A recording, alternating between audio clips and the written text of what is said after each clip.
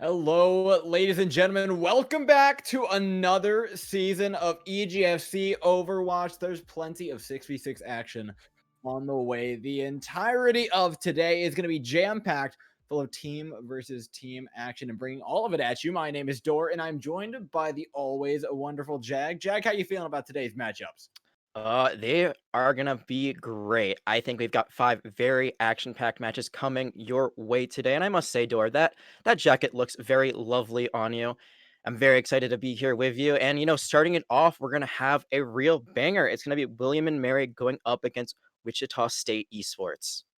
Yeah, Wichita State has a fairly involved esports program, one that's well notable. Not only is it a solid esports program in and of itself, right? It's also spawned the Wichita Wolves, which I believe came out of them, have a really solid both Rocket League and Rainbow Six. They're dipping into Valorant a little bit now. So, all in all, just an incredible esports organization that's been doing amazing stuff. William and Mary, on the other hand, have kind of come in. They've been doing a lot of good work. We saw them play in Rocket League yesterday, and they had some pretty solid results. So I'm hoping for the same from their Overwatch team. Yeah, I mean, Wichita State, as you said, a great program. It's varsity. They're supported by athletics. So, they have that support from the school. But as you said, William and Mary building something of their own, building it up from the ground. And you love to see new schools get involved with the collegiate esports scene. So I'm sure we'll see a lot more of them. But we're going to be seeing them off first today. So, what do you think we're going to be seeing from these teams? We already know the map set, it is already predetermined. We're going to be going to Oasis for our first map on Control.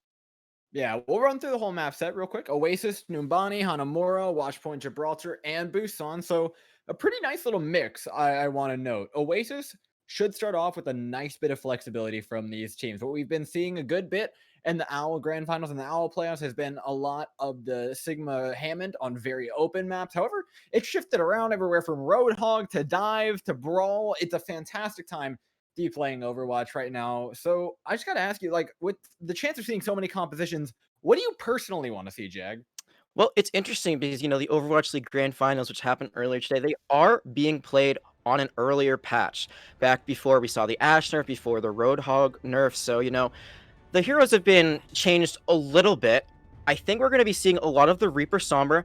I think, on some more open maps like Numbani, we might see more of the Wrecking Ball. I know that you love the Hog Sigma, which we usually see on Junkertown, but Junkertown not in this map pool, unfortunately. And, this is kind of what I was expecting. The Reaper Sombra, Lucio, Moira, and here, this is just a brawl point. Later on, we might see more dive tanks, but I'm super pumped for this game. Let's get into it. Yes, sir. Wichita in the red. William and Mary will be holding on to the blue for the entirety of the day.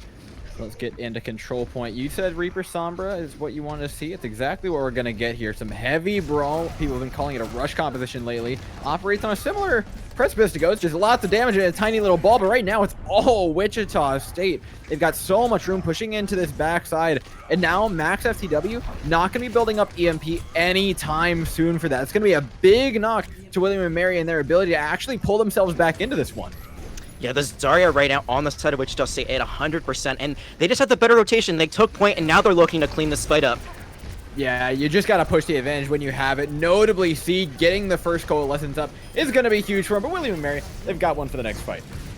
Yeah, so, that Cole built so quickly, so even though Seed using it pretty early on, they're going to get that back real soon, and we're going to be looking at the EMP charge a lot of the time right now. Flex execution close, but not quite there yet. The grab is going to be ready for Wichita State, but as we saw, that Cole is ready right now for me and Mary, as well as the Shatter being built very quickly, even though they lost the first fight.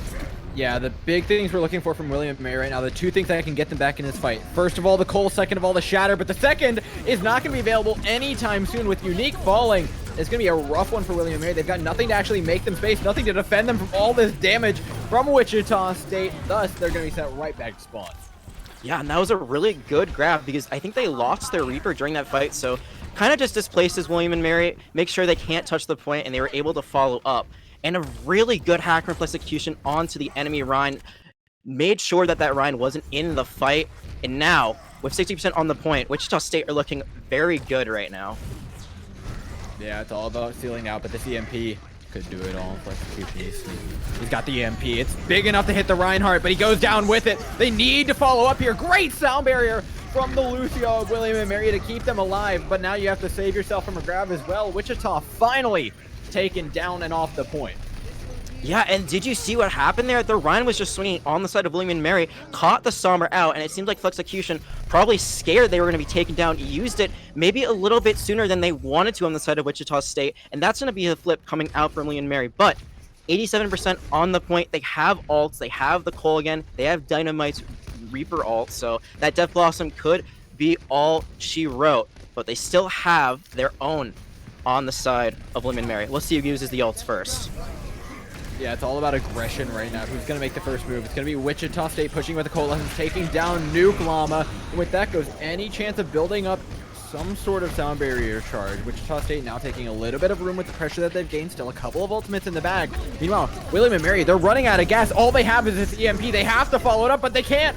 All the players of Wichita State hacked, but their health bars remain full and healthy because of their Lucio's sound barrier. Well done fight by Wichita State, and now it's final fight territory for W&M. Yeah, Fox Icon getting that beat off when they need it, and now they're swapping late on to the Winston. Will it be enough? And that's going to be a really early pick right there in the Lucio. Touch here. Can they? It will be a Sombra to get the touch in. Good shatter. Just keep the people off and away. Remember, W&M have bled off 2 players at this point, right? A support and a Sombra. So you're walking basically tax-free into a Death Blossom. So much damage from Wichita State. They sealed this one out the second they took out that last fight. Yeah, once your Lucio falls, I mean, it's really hard to win a 5v6, and they try to stagger themselves onto the point, try to draw it out as long as possible, but in the end, Wichita State going to go up 1-0 on Oasis.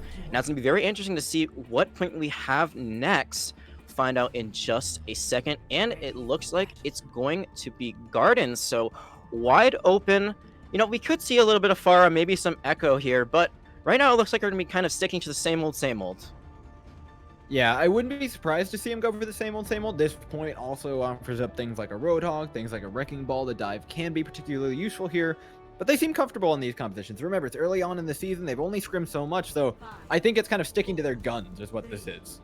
We are going to see a swap onto the D.Va from the side of William and Mary, and like you said, very early on, this is week 1 for season 2, so everyone getting their engines revved up for a very fun collegiate year.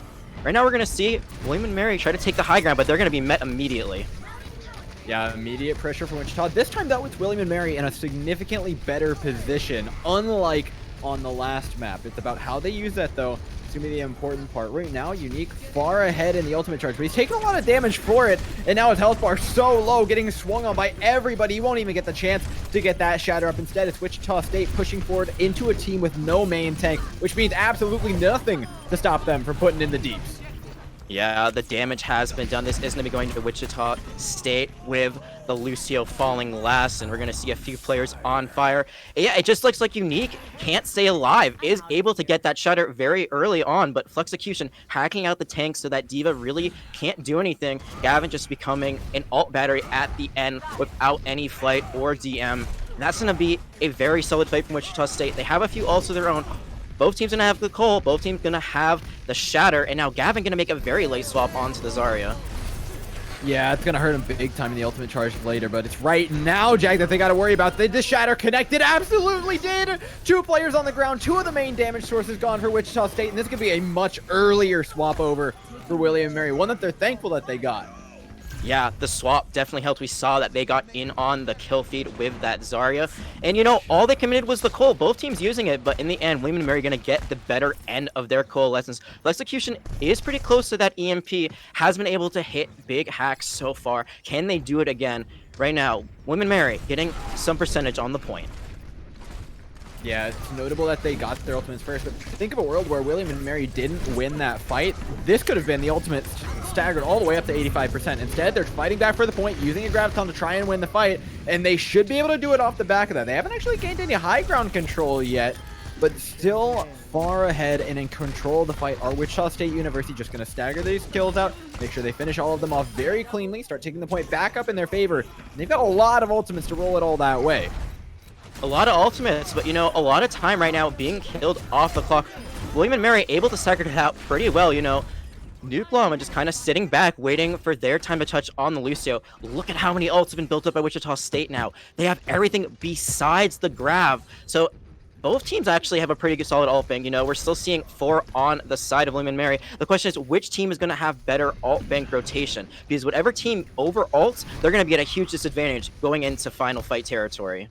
I'm actually looking at how these EMPs connect, right? Last time. Oh no! Flexecution got killed out of his EMP! Oh, that's brutal. It's such a big one for William and Mary to push in off the back of, but a great sound barrier from Nuke Llama. He's going to be keeping them up for the most part. Both teams lose their main heals, which means a lot of this damage is going to be permanent. It's William and Mary backed into the corner, though, forced to take all of that. Thus, they should be taking this fight as a loss. Yeah, I think that Reaper ult that came out right at the end for William and Mary, just a bit late. They really needed that a bit earlier in the fight. And although a lot of ults were committed from both sides, in the end, Wichita State just able to come out on top because they were able to play better around their team, even though they lost the EMP. Now, this is final fight. They are 10 seconds away from winning this map and taking a 1-0 lead in this series. Now, one last fight for William and Mary. They've got ults.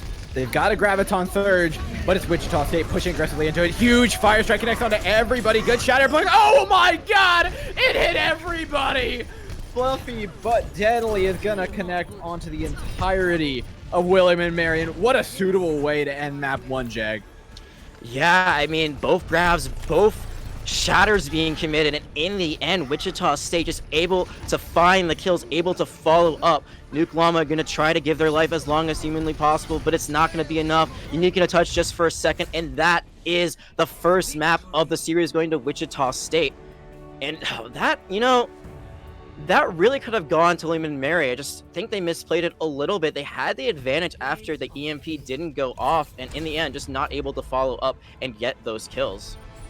I mean, there's one person I'm looking at right now, and it's the Lucio for Wichita. FoxyCon was fantastic. Did not miss a beat. And I mean that quite literally. The sound barriers were perfect for Wichita. And that was the big difference. We talked about the ultimates a lot. When you're playing a composition that has a Sombra and a Reinhardt and a Zarya in it, you have so many ways to just guarantee yourself fight win. So having those ultimates up is super key, but countering them can be even more so. We saw the sound barrier counter 1 to 2 of those ults. God knows how many times. It was used against every single EMP. They had the shields ready for grab. They had the counter ultimates ready. And I think that's what really did it for them. Other than that, I felt like the neutral fight was actually relatively close in favor of William and Mary. They had a more solid EMP, right? We saw Flexecution go down in the middle of casting there. There's so many great things we can say about William and Mary, but just that one difference is enough to make the map just look so dominant for Wichita. Yeah, I mean, playing Lucio in this meta is very interesting because you have to basically be out of a fight for a long time hiding to make sure you do not get hit or found out or hacked by the enemy Sombra. So, you know, hiding, making sure that you're in position to hit that beat once the EMP falls. It's not like Zen, you know, or the Transcendence. You can hit it as soon as the EMP goes off. You will not be affected by it. And, you know, I think the biggest difference there, we talked about, you know, kind of like the fights that were happening between the team 6v6 when there were no ultimates on the board. Unique, you know, just kind of being focused down a little bit, it looks like, not able to stay alive. So I think the target focus is very good right now on the side of Wichita State. But when they're able to stay alive for that 6v6 and extend fights, William and Mary look very good. But that's enough about Oasis for now. We're going to be moving on to Numbani. Yeah, and this map should offer up something completely different, right? The Numbani, Watchpoint, Gibraltar, 2 of the best dive maps in the game. We're going on to 1 here. I'm doubting we're going to see any more of the Reinhardt Zarya brawl. Either we go over to something like a Winston Diva, or you put something more interesting into the mix. Yeah, I totally agree with you. I mean, Hammond is a viable option here if you're trying to just boot people out the side or displace them.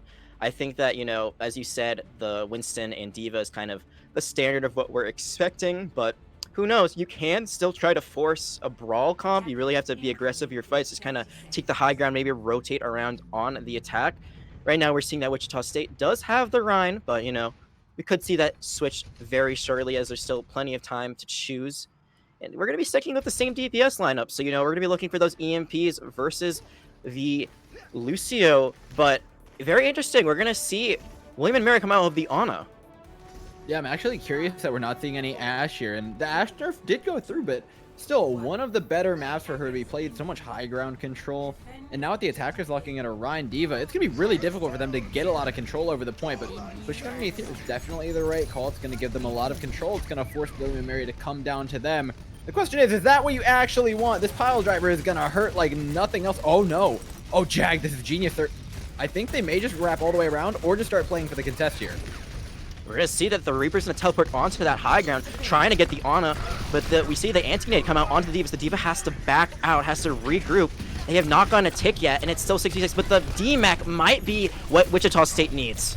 William and Mary playing this very, very well right now, just dipping their toe in to make sure they're contesting it at any given point in time, slowly chipping away at the resources of Wichita State. They're trying to fight their way out of this corner, but there's just so much pressure in from the outside. You can see just from the ultimate charges, William and Mary have gotten so much out of this defense. They do need to hold on, though, because Wichita State, they're coming out, and they're mad for what just happened for them. Unique and Ratchenite go down early, and that should be the first point taken over based solely off the patience of Wichita.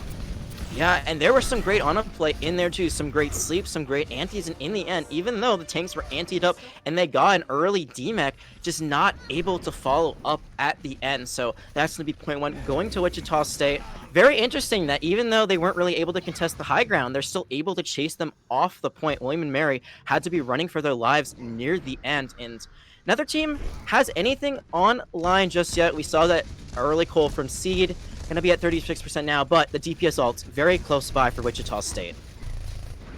It's a dicey one for William and Mary. This whole fight is just on a knife's edge of EMP and Sound Barrier. Both of these ultimates pretty much dead even for both sides. And this is the point where almost all of Numbani is decided. Whenever B comes in and things start getting messy and kills start getting just taken out everywhere, the flanker is getting flanked by another Sombra.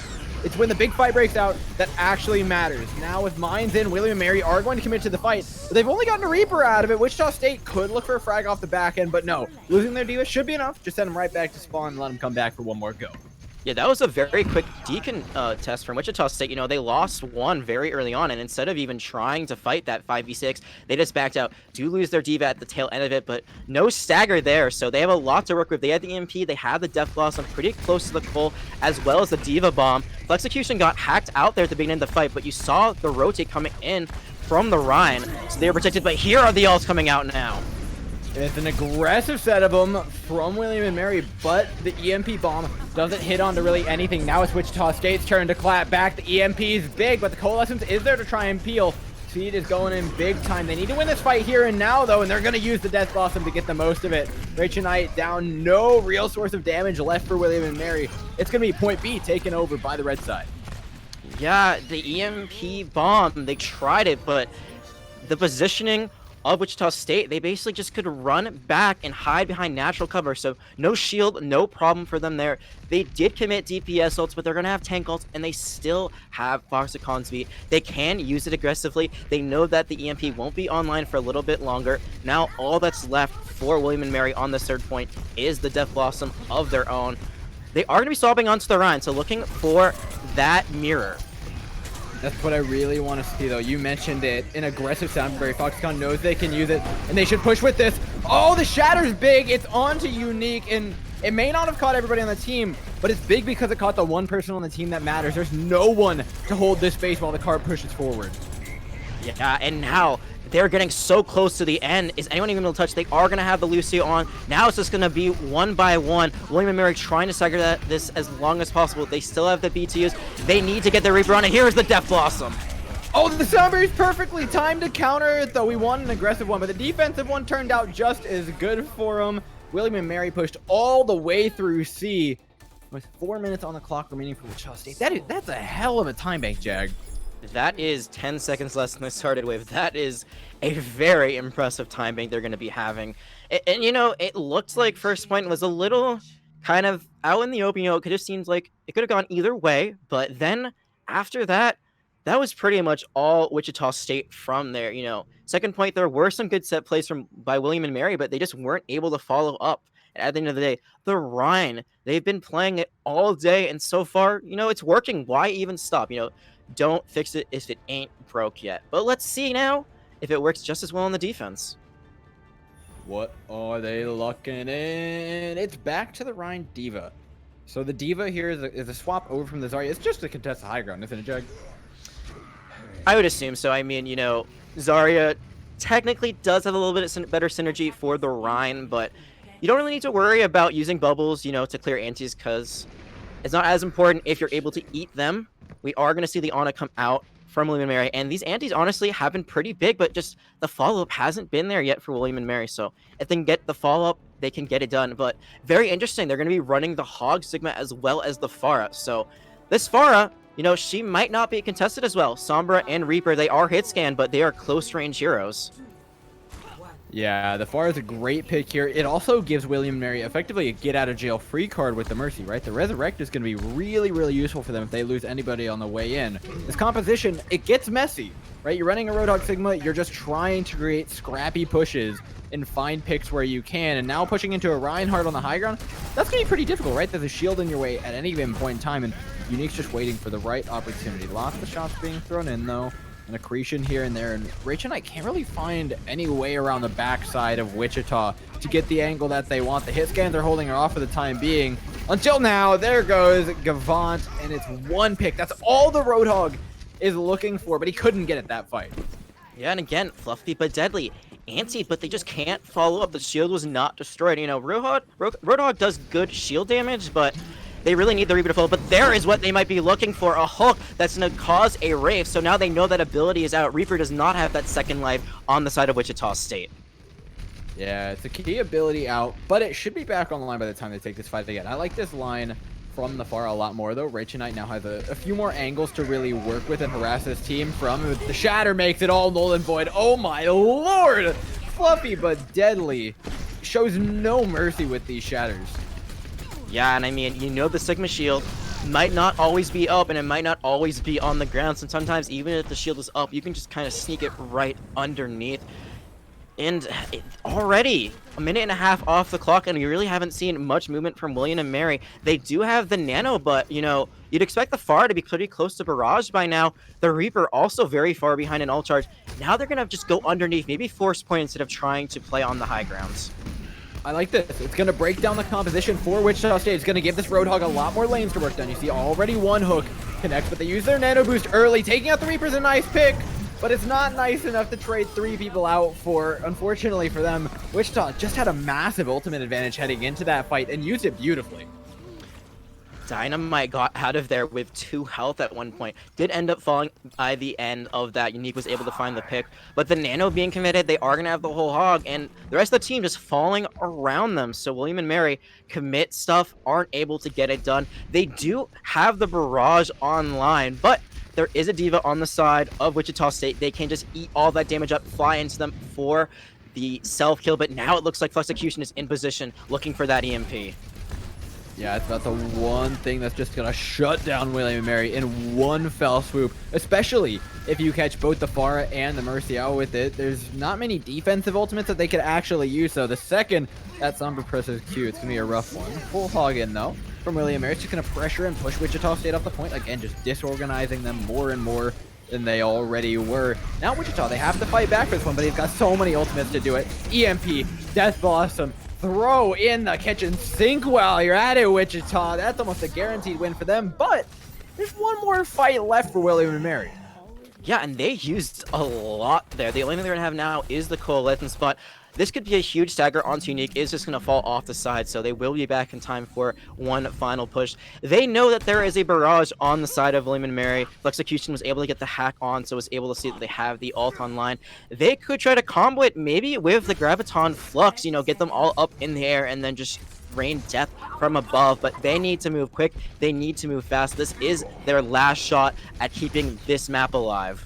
Yeah, time is the one thing that's really going to hurt him here, right? You have to push on into a Coalescence. You're being forced to use those ultimates that you wanted to stagger out nicely and layer into the fight. You're forced to use them a little bit more desperately here. Rich Knight in for a Barrage, although it's entirely DM'd away by the Diva. Great job by Kellic Gill to keep it going and keep it down. Now William and Mary completely separated away from the rest of their tanks. Unique's on the back of the point. The supports are on the front. He's lost his opposing tank. It is going to be a full hold from Wichita State University, who are looking very, very strong right now. They look absolutely dominant. And I really like the idea that William and Mary had. They did do kind of what I was suggesting they do. They tried to combo the Grav Flux and the Pharah Barrage, but you cannot be playing on the ground. I mean, it was the high ground per se, but it's still the ground. You know, if you're Pharah, you want to get as high up in the air because you are super vulnerable in your barrage. You can't move. You're just a sitting duck. And, you know, she was just sitting there and they were able to get her down to 0 health. And we talked about the Mercy play, and I don't think there were really any reses they could find because Wichita State just so good at cleaning up those fights so quickly, so no chance for a second life for anyone on the side of William and Mary.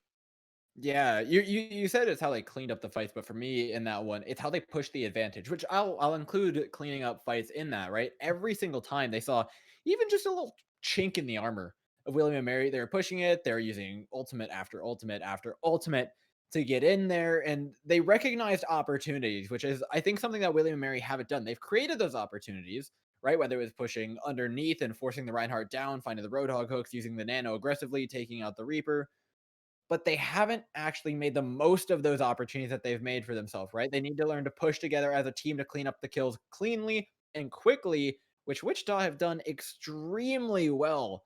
And now with the next map coming up, they've only got one more to do it, right? Their backs against the wall, game point. You think they can do it, Jag? You know, I think Wichita State is just going to get that 3-0. But, you know, I'd love to see William and Mary come back, force another map. We are going to be going to full, or Hanamura, actually. We're going to get Hanamura for Assault. I was going to say Full Sky just because, you know, I love that map so much, but it is going to be Hanamura. So, you know, Assault, very interesting game mode in Overwatch. You know, maybe not the most popular in the community. You know, it's very easy to kind of Oh. just roll through point two once you get some momentum on point one on this attack. So if you're on the defense, you got to be careful not to get rolled through. And we are going to see, you know, William and Mary on the defense first again. So they kind of have it all in their hands right now. If they can put on a good defense, if they can, you know, maybe get even a first point holder, at least, you know, draw out second point as long as possible to give themselves a chance to get back into this series, we could see a map 4. But right now, Wichita State just has so much momentum going for them. I don't know why 2CP gets such a bad rap. I don't get it. It's not season 5 anymore. They've fixed the game mode. They fixed the spawn timers and everything. I think it's fine. Stop giving it a bad rap, man.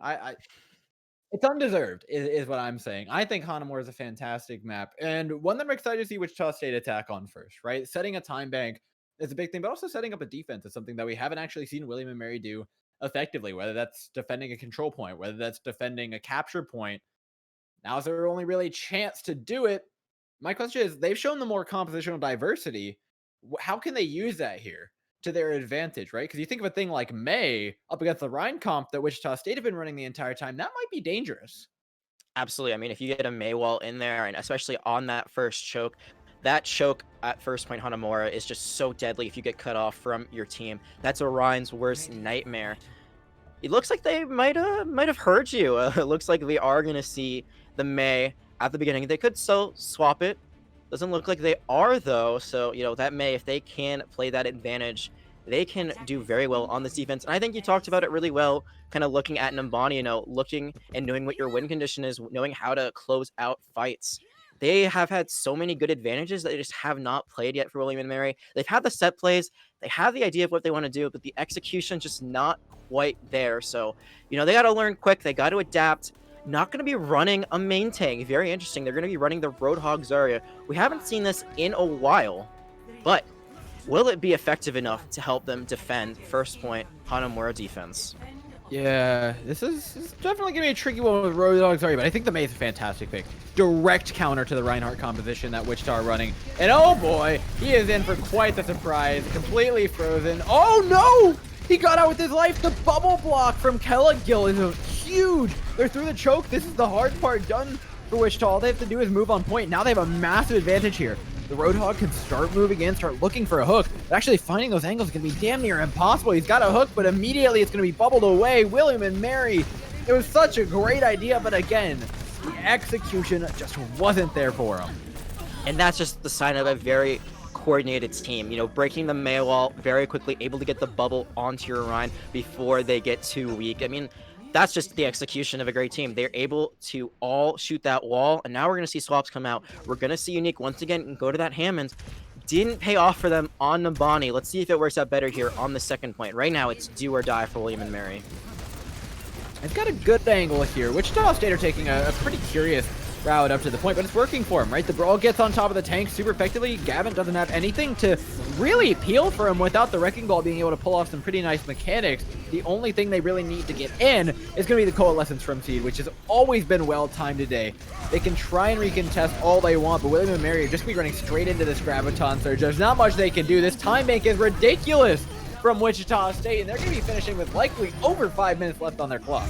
Yeah, 5:26, the square being used on the side by Nuke Llama, but just not enough. The late swap to the Zen isn't going to help you get any closer to the point. A very slow hero, and just dominant. I don't think there's any other word I can really think of right now to describe how great that attack was from Wichita State. It looked like for a second, you know, that William and Mary had really put themselves in a good position. But again, they had the step play, just not able to follow up. And you got to wonder, you know, is that them not being able to find the execution, not being able to follow through and finish it off, or is it just great counterplay by Wichita State?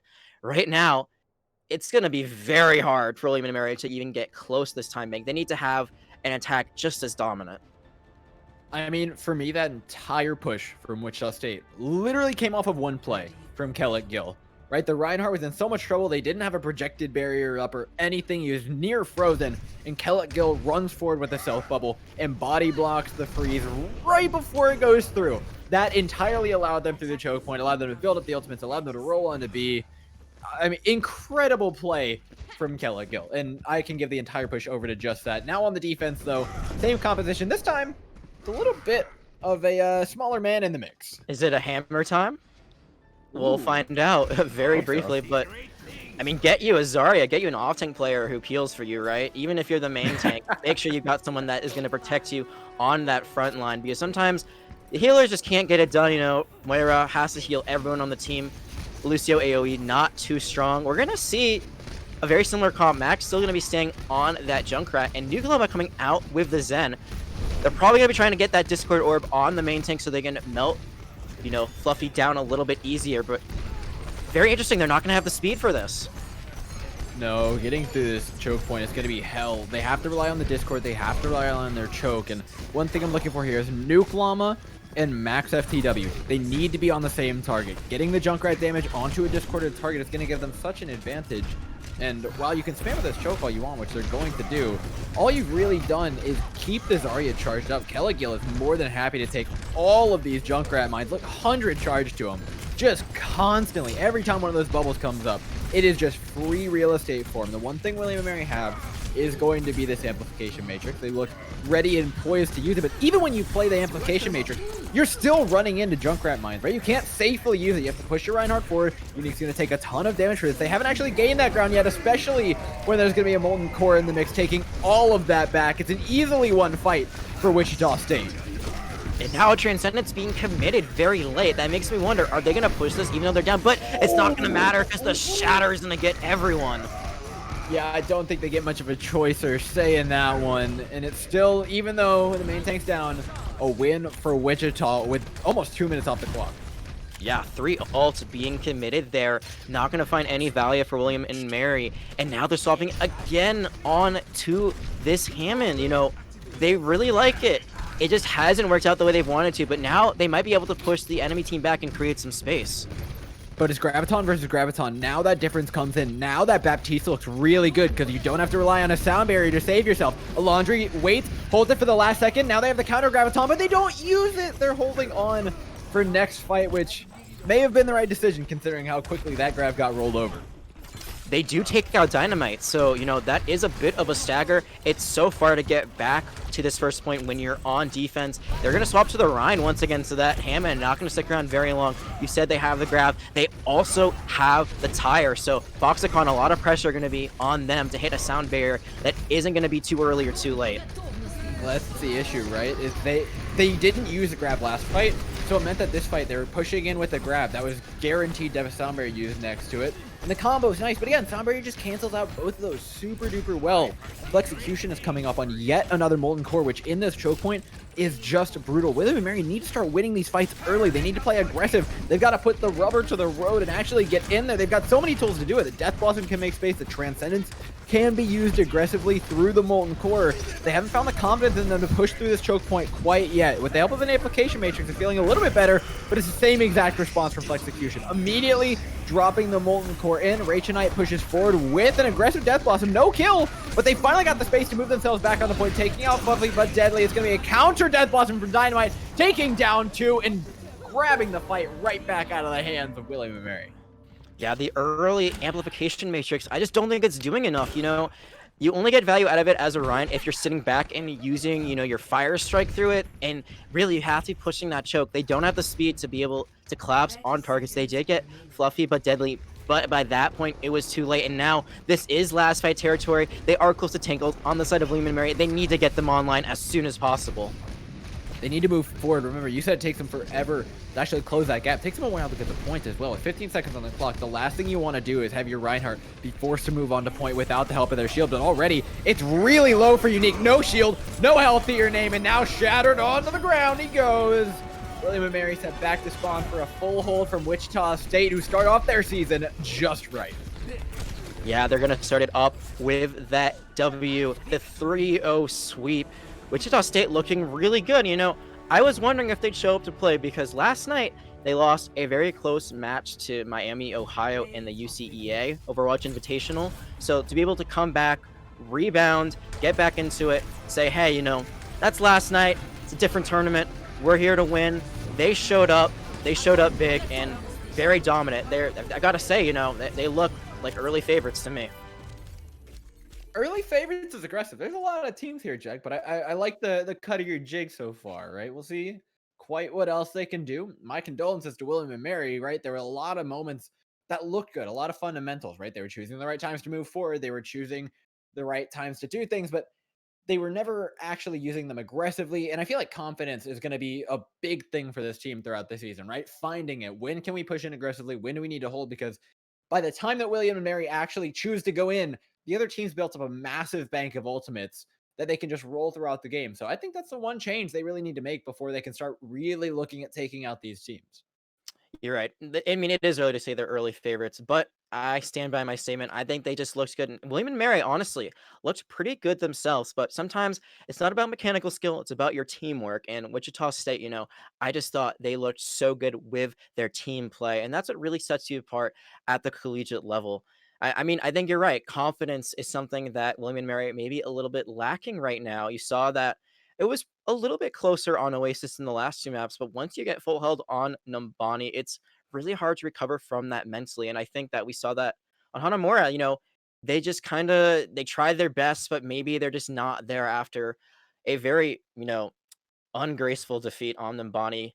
What didn't look that much better on Hanamura, but it's very early on in the season. They have plenty of time to get back into this and stake a name for themselves. William and Mary, definitely still a team to look out for as we go into the coming weeks. Absolutely. A lot of growth potential there, but we got 2 more teams up on the docket. Providence up against University of Delaware. It's going to be coming at you guys in just a moment, so keep your eyes glued to your screens and your butts way back in those seats. We'll be right back with more Overwatch action.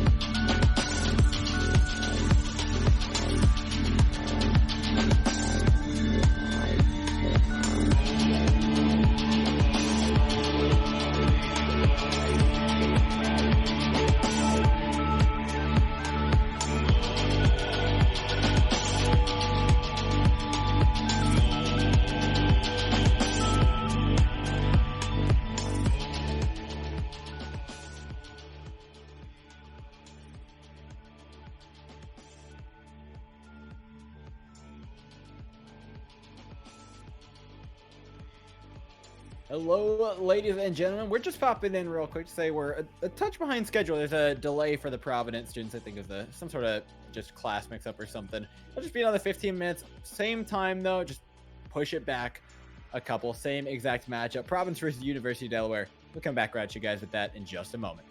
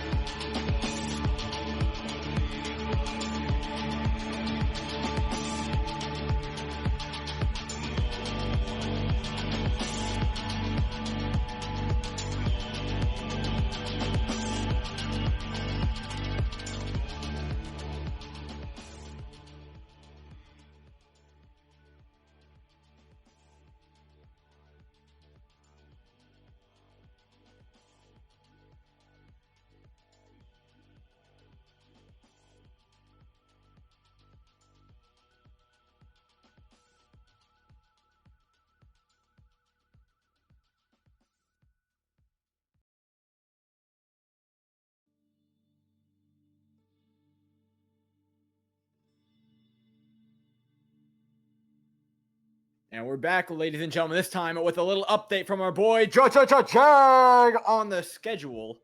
Jag? Yep. Thank you, Dor. And, I've been talking to my inside sources. I've been on the field. I've been talking to the players.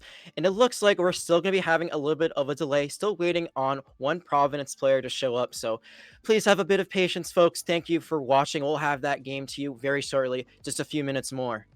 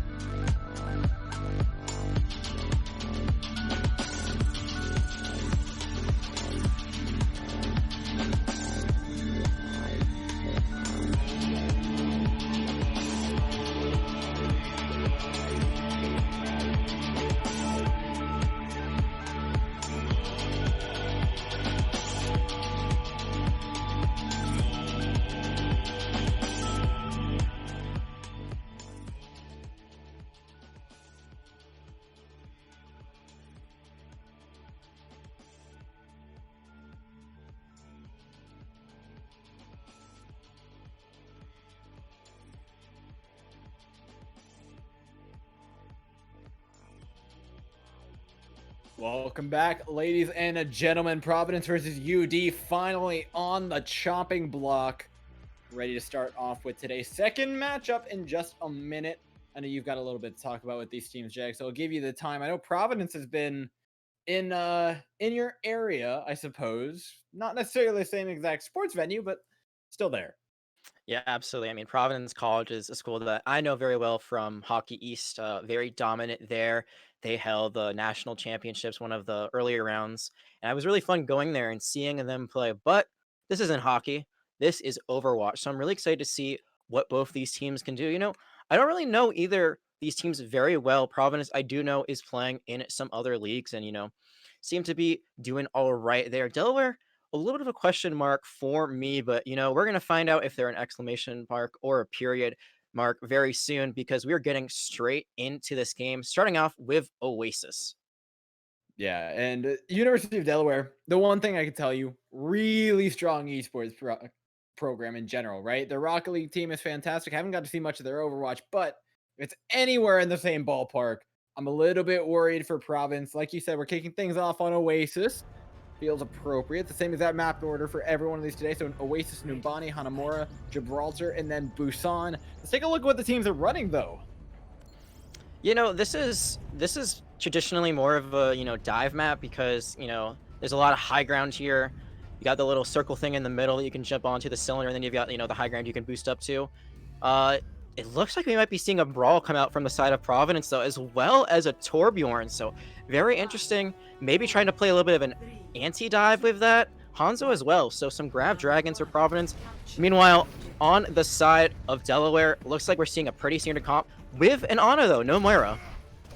Yeah, this is not the same as a lot of the rush compositions that we've seen in recent time. And what Providence is playing is something that we haven't seen, well, really ever. This Torbjorn pick makes it interesting, but they still do, like you said, have all those really big ultimate combos they can use to win, as well as some really nice antis from Rancer. That's going to be a big one to follow up on for UD, and they're going to do so perfectly. Yeah, they did get a big anti, but Swampy has found too. Is this turnable right now for Province? Looks like they're going to give up the point, but that's a high charge Zarya, but they're going to fall. And that is not good right now for Providence. Now they're kind of stuck in no man's land. They're still in this fight, but they're waiting for their regroups. Yeah, it's going to take them a while to get those regroups through. But same goes for UD. You now just have control of high ground. It's going to be so hard to get the point away from this dive. Yeah, and we're going to see Nate now swap onto the Tracer, so no Reaper. Not as much upfront damage, but you can do a lot of damage on the side. We do see that they actually have a McCree, so kind of playing that perfect counter matchup, but is it enough as the dive comes in? The dive putting on a lot more pressure here than I think Providence were expecting. I think they were expecting them to play passive and try and give them space and then dive into it, but no, UD are moving forward, and they look like a man on a mission. Yeah, they're going to lose the mech. They're going to lose Nate on the Tracer, but that's going to be a pretty good fight. Also, a pretty late stagger onto Swampy. So right now, we're going to see that Providence College, again, kind of just has to wait it out. This last fight, they were in a little bit too deep. Now they have to play a little bit more passive as they wait for that last respawn. Rancer has that Nano online, and I'm sure it's going to be going to that Winston very, very soon. I mean, there's 4 out of 5 ultimates online for the red side. UD right now are in a fantastic position. Providence don't have any support ultimates to try and peel us away. Not even a sound barrier. So even just a little bit thrown in there with a primal rage and a nano boost is enough to hold it all the way up to about 80%. Yeah, it's very surprising. Usually you don't. Whoa, no. Look at Nate. Look at Nate with the pulse bomb. Oh, he's looking for it. Oh, he's so fortunate, but he still gets one off the back of an EMP from Milk. There's follow-up there for University of Delaware. They're staggering out their ultimates fabulously, Jag. Yeah, now the Ana's in a fall. They do get the D.Va completely, so the D.Va is going to be late right now for the University of Delaware, but I'm not even sure it's going to matter. Nate still has his pulse bomb. You can smell it on him. Oh, no! He's got to be careful where he's walking. Zekrom nearly got caught with his pants down, but at 100%, the spawn holds enough. UD, a dominant first map win for them. Yeah, I mean, I think Nate died the most there, and it didn't even matter because that was, like you said, very dominant, very proficient for them. It just seems like they had their foot on the gas the entire time. They did not take it off for a second. 100-0 right there for the University of Delaware. Now we're going to be moving to a point that's a little bit more brawl heavy. So are they going to keep this Winston? If they do, it's going to be very interesting. And now Swampy on the Roadhog. That is a pick I want to see if it can work out. Yeah, it's going to give them a lot of scrappy opportunities. This is also one of Junkrat's best maps in the game. They're going to have a lot of pressure here, even swapping back over to a Winston Zarya, which is an interesting composition. It was played for a while, especially in Chinese contenders. However, up against a lot of the modern compositions, it just doesn't have as nice of a seat in the meta as it used to. So playing this, they're going to have to do it extremely well. Other than that, they can rely on the damage from Zekrom to gain them a lot of space. Space that I didn't have on the previous map, but still so difficult with UD already owning a majority of it, beating them to the point, getting that Reinhardt into the choke, and just locking out Providence time and time again. And now there's no Junkrat in the way. This Reinhardt can just storm forward. Yeah, once you lose your Junkrat, it's pretty much game over for this push. I mean, the Junkrat is your main damage dealer. You do have the Torb, and sometimes you can get lucky with those headshots, but the turret just not putting in enough damage there. The headshot's not going to be found. And again, Nate looking for this really aggressive flank. I think the Wraith will be back online by the time we finally see Providence College push out, but this could be really dangerous if they lose their primary damage dealer in the Reaper. Yeah, Pod is up to the first ultimate here in just a moment, working toward the shadows. Oh no, Nathan! Oh, Nate got out! Nate flash, sleep, throw everything at him, but all it did was distract your teammates from the fight that was right in front of them. UD are, well, they're back at the spawn hole. Another very interesting nano from Rancer. Didn't look like it was needed, but, you know, if you're getting nanos that quickly, who cares? Just throw them up, and you're right. I mean, they got the sleep, but then the McCree woke them up, and again, Nate holding this aggressive angle, but they've got to be looking for it twice, and no! Ringkin gonna fall, the McCree gonna fall. Oh, this is awful, but Ryan's off the map. He took that story with him. That's called sending a message. Yeah, I mean, the message being sent right now is Delaware is just going to be running right now into Providence College's face, and it seems like Providence College doesn't know what to do, but now they have a pretty good regroup. Oh no, the grab is there though. There's no sound barrier from Sendarian. There's so much follow-up damage. Great job by Tub Chub to get himself in there. And I feel like Providence, they've just got to just check your six. Every once in a while, walk out of spawn with one person just looking backwards, and I feel like their win percentage goes up significantly right now. Yeah, this is not Valorant, this is not CSGO, but you still gotta check your corners because there is a Nate on the prowl. And again, in that same spot right behind them, now Melk with the EMP. Oh, that's 5 people again! Down he goes, Notori. Oh, the poor guy. He can't catch a break right now. It's like he walks forward and his team dies behind him, or he walks forward and he gets charged off the map. There is no in between for him right now. UD are having the time of their lives. Gonna seal up a very, very quick Oasis. This looks bad for Providence, but like you said, I think they're just like 1 degree of checking their corners away from punishing UD for this over-arrogance. Yeah, I mean, Delaware looks amazing. 200 zeros, but, you know, your ego can get the best of you sometimes. You play a little bit sloppy. I mean, those charges off the map, honestly, were so dangerous, you know. If Providence College is able to get a pick from that afterwards, you know, because they don't have that shield up anymore, they can just go through, take that advantage, but they're just not able to follow up right now. UD playing so aggressive, and it's working, but, you know, you got to be careful. Confidence versus cockiness, you know, it can easily become the other, and cockiness, generally not how you want to play the game, but a great start for UD regardless, 1-0. Yeah, hubris is definitely something to be careful of, but when your Reinhardt looks like he's playing one of my quick play games, I don't know how much more hubris you can get. At this point, I think UD is going just balls to the walls. Whatever they think they can do, they're going to do. It's up to Providence to be ready for that. And this is something that a lot of teams really struggle with, right? Is when a team starts holding you in spawn, the one thing you need to do is clean up your play. You don't need to change anything about it necessarily. Just clean up, right? Check your corners, track your ults, respond appropriately, plan for all your fights. But they weren't. They were walking on spawn, kind of planning for their fights. They were assuming everywhere was safe. They weren't checking their corners, and that's what teams like University of Delaware are just going to abuse time and time again. So my note to them isn't necessarily a playstyle change. It's not more aggressive. It's not more defensive. It's just play clean Overwatch. You got to make sure you're following all the steps before you get there, because that's where teams like UD are going to catch you off. Yeah, I mean, Nate was in that same spot, what, 4, 5 times, and they Oh only really God. found him out that Oh no. first time, and they still were not Yeah. able to finish the kill. A little bit of a misplay. The McCree getting maybe a little bit too excited for that headshot just wasn't there. So, you know, Nate able to get out. And I totally agree with you. You know, stick to the basics of Overwatch. Make sure that you're, you know, calling the shots, you know, making sure that you're all tracking, checking your corners. You know, you can't let them get away with it. You can't let them do it to you over and over. But now we're going to Numbani. It's a new map. Providence College need to get back into it here. I mean, they still can wait until Assault when we get there, but you really don't want to go down into an 0-2 hole this early on in the series, this early on in the season. Yep. UD starting out on attack, though. I think it's pretty good for Providence, right? You get the opportunity to stop them from rolling through the map. And the one hope for us right now is that it's not a repeat of what happened in the last series with Wichita State just rolling through with 4 minutes remaining on the clock over William and Mary. We need to see Providence put up a fight. And I think a lot of that, as much as it's important that they clean up their play, is going to come down to tracking ultimates. They need to not let the ultimate game get out of hand. That was the big mistake that William and Mary made. And if they make it here, UD are definitively a strong enough team to roll that through the entire map. We're going to see the legs being locked here on the side of Providence College. So very interesting. You know, we haven't seen them really run the Sombra, so maybe they're not really comfortable with that play style. Ring King is going to be on the Reaper, though, so they will have some more upfront damage. And the Ana Moira support line, you know, that's a lot of healing, but no defensive ult, really. You can use Cole a bit defensively, but, you know, it's no B, it's no trance, it's no immortality field, so we'll see how that works out for them. Meanwhile, on the other side, the Widow. Will Nate click some heads today? That could be really exciting to watch. I would be impressed to see Nate go on the flank with this Widowmaker pick the same way he has with the Reaper and Tracer. Let's just say that. And, oh, Lord. Oh, no. Burnout. You know, you're scared of the Widowmaker, but I get the feeling it's a support line they may want to be a little bit more worried about in the future. Now it's a lot of point presence for Delaware. They'll start ticking it up already. Providence are in not very good of a position right now, right? They're having to push back on. They barely got sports, but they do have a lot of damage between Zekrom and Ring King.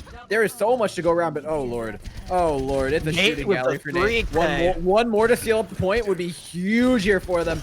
But dodge, duck, dip, dive, and dodge, the 5Ds of Overwatch is the only things going between Zerom's head, and now it's all about the recontest for UD. Yeah, and now they're going to switch to the balls, so all that ult charge they had before going to be lost. We're going to see it just kind of go in and then go out. The sleep not going to hit, the nade might hit, though, and now there's a Winston in your back line, and this is just going so back and forth, but again, Pod able to get the difference there, so this might still be going University of Delaware's way.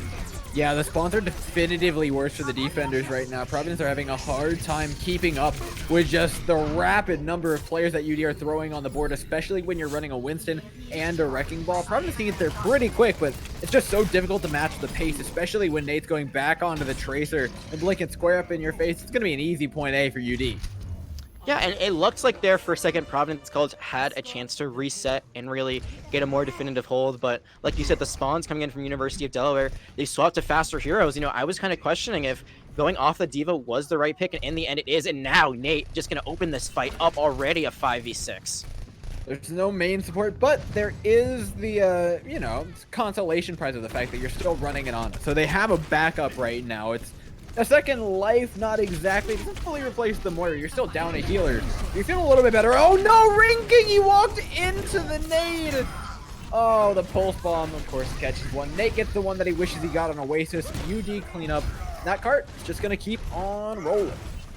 Yeah, I'm not sure if the EMP stopped Ring King from wraithing. Maybe they thought, hey, like, I got this ability so I can wait a little bit longer. But Nate is just going to push this aggression, going to find two, and it's just looking so good for UD right now. They don't even have to take these fights like 6v6 because they're fighting the early picks constantly. Every fight that they've started since, you know, they've had that point.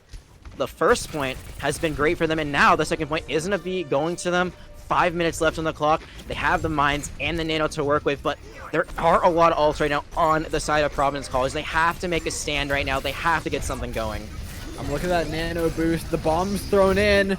Transfer counter. Great body block from Burnout. Nice little bit of tech there to keep the rest of his team alive. Now they can move forward with ultimates of their own. The mines are going to be particularly strong here for Tub Chub to cut away the supports from the rest of the team. And oh, Lord.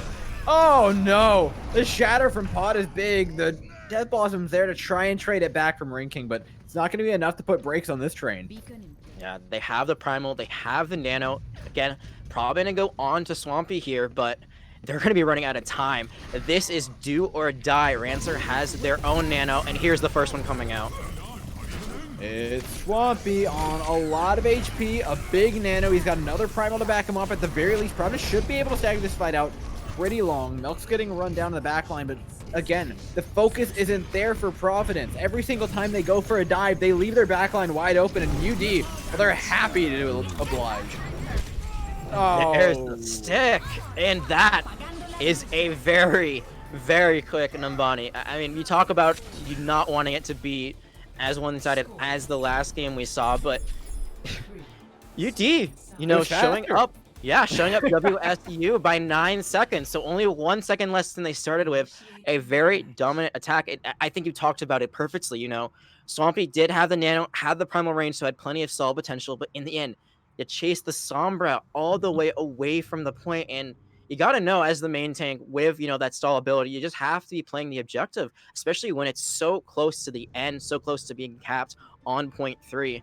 And, you know, just Providence College not able to follow up on those deep dives. Nope. And now they have to, well, I don't even think there's a world where any team can realistically match that attack after having it happen to them. But what they can do, put on a solid one, right? At least go for a second round and then try and beat UD out on the defense on a second go. But even that seems distant, to say the least, when map 1 looked like it did. Yeah, I mean, this has been a one-sided affair so far. We really need to see some bright spots from Providence College if they want to get back into this map. Like you said, they don't have to do as well, and I mean, if they did, it would be very impressive. They just have to make sure they cap with time left in the bank to give them a second chance at redemption, especially on their defense, because that first point looked all right at the beginning. We're able to stall up for a little bit, but then from there, just UD looking so decisive. And now we're going to see Nate on the Hanzo, so showing that Nate has a lot of versatility in their hero pool. Yeah, and what worries me now is UD are moving on to comfort picks. So they're going to get even more strong. And oh no, it's an early dive from Swampy. It's the same mistake he made last time. Oh no, no, no, no! Oh, he got back. Thank God. I was worried there for Providence for a second. They get out with a little bit of dignity still in the fight, but Milk's on the opposing high ground. Just waiting for a pincer maneuver. He still has his overload, so killing this Torbjorn is no small feat for them. The Reinhardt's followed him all the way around even. And UD, they just look so cozy on this first point. I mean, once you break out the Brig, that seems like just, you know, you're going for what makes you happy, maybe not what is meta. Brig just not played at all right now. But again, we talked about, you know, that confidence versus cockiness. We are going to see Chad Massive fall late into the fight, so we're going to have to see a Rieger come out right now from Providence. But if they can kind of just take control of the high ground, which they were trying to do, didn't work out for them last time, but if they can, they have a pretty good chance of taking this first point. Yeah, oh no, more staggers out of UD. This just gets bloodier and bloodier, Jay. Like, Providence are having a hell of a rough time. There's bright spots here and there. The kill on Diana was good, right? You're getting a tracer kill in the middle of everything, but at this point, I mean, it's like a horror movie. They're just hunting you down every step you take. You think you're hiding in a mega room, and then there's a dragon in your face, and like, UD are a force of nature right now, just playing with their food. And we're gonna see the hammer kill. Oh no, no, no, no, no, no, no, no! I got it! The hammer kill. To see it. Oh no. I mean, I just want to talk about Nate real quickly. Nate the Great. That's my nickname for him because Nate has been incredible. Did you come up with that on your own? Yeah. I really thought about that hard. Hopefully, no one tries to attack me for that. My copy right now, but they're just so dominant so far. It's just now we're gonna see the Ashe come out, and it's not gonna matter what they do. It really does not seem like it's gonna matter. All right, if we're gonna rhyme one nickname, I need more from us right now. Because right now you just holding on to this one. They look just fine. Oh no, this is gonna be big. Yeah, he's got two with it. Even the Sombra is not enough to save him. All right. What? Rancer the Dancer, Nate the Great, Milk the. What rhymes with Milk? You know, I'm gonna be honest. I can't think of anything right now, but we can find of it. Silk, maybe? Milk the Silk? Milky? Silky Milky, yeah. You know what? We'll go with that. Silky Milky. Getting it down on the Echo now, so. Yeah. We'll talk about that later because right now it's just. Looks like a full hold. They have the support ults on the side of University of Delaware. It looks like they're not going to be going anywhere. The rally going to be committed, and that's just the meltdown coming out right now onto the tank line of Providence. You know, as casters, we talk about the full hold hexagrams at the Overwatch League. He likes talking about the fuller hold. This is like the fullest hold. This is the natural evolution of that fuller hold. I might say. Like, yeah, just the full spawn door. Oh no! Oh my God! He shattered 3 in their own spawn, Jag. Do we ever? Not like this. Is there a mercy rule? This has to be PG-13. Is this TOS? I feel bad for Providence because at this point, like, UD are in their heads. Like, Providence looked so much better at the beginning of the match. They were actually like winning a couple fights, and I felt like they had a solid shot. But at this point, it's such a mental game that you just have to feel like UD are gonna take it no matter what. Yeah, I mean, they're gonna try to touch with Tori, but not even gonna make it that far. And we talked about this last match, right? I mean, it comes down to, like, can you keep up that mental game even when you're kind of down? You're down, but you're not out. But right now, that fullest of hold might have just put you outside mentally. You know, you're not even in the game. You're just thinking of, let it be over, please. Just, like, let's get through this third map as quick as possible.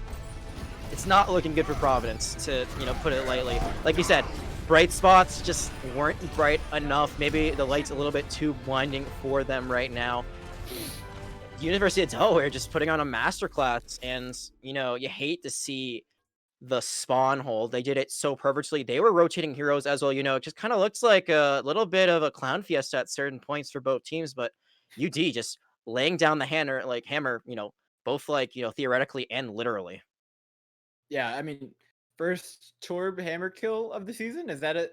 We can celebrate that, right? Clip it. Someone, like anyone clip it. Flip it. Somebody go give Milk a medal. I feel like he deserves at least that. You can have some style points. Although it was contested by Pod 36,000 with 2 charges off of the map. That's a pretty solid one. And now looking at the next map, we're heading over to Hanamura. And I feel like it's good for Providence in 2 ways. One, on your attack, you can lean into a Sombra to try and get you an EMP fight win, to try and build something up to break you either out of your spawn or through the choke point, whichever one they end up in at that point in time. And B, if there are no adaptations, if it does look the same, at least it's over quick. Yeah, I mean, might as well have fun with it, right? Might as well just kind of play what makes you the most happy. I mean, we saw that kind of come out from University of Delaware. Their comp on that defense was very strange. I mean, we saw the Rhine, the Sigma, the Echo, the Hanzo, the Brig, the Brig, the Brig. Can we just talk about that? I mean, Brig has not been meta, you know, for a little bit. She was meta for quite a while, but then after her most recent set of nerfs, she's like probably one of the least played supports. So that was just so interesting to see, and still it worked out so well. They just have to have a good defense. You know, it looked like on Numbani first point, they were able to get back, and, you know, they were really going to stay in it. And then it just fell apart. I think Nate, you know, just had a shooting gallery, was able to get back like really quickly on that tracer. They had the ball. So, you know, they were willing to get rid of ultimate charge just to take that fight quickly. So they really knew their win condition on the side of University of Delaware. They really took advantage of that. And, you know, as we said, only 1 second off the clock when they finished. But, you know, you got to look ahead, can't look behind. Right now, Providence College, you know, again, it's match point. If they lose, that is the end of the series. University of Delaware looking to tie it up with a boa right now, but Providence College trying to fight back and get into this. You know what?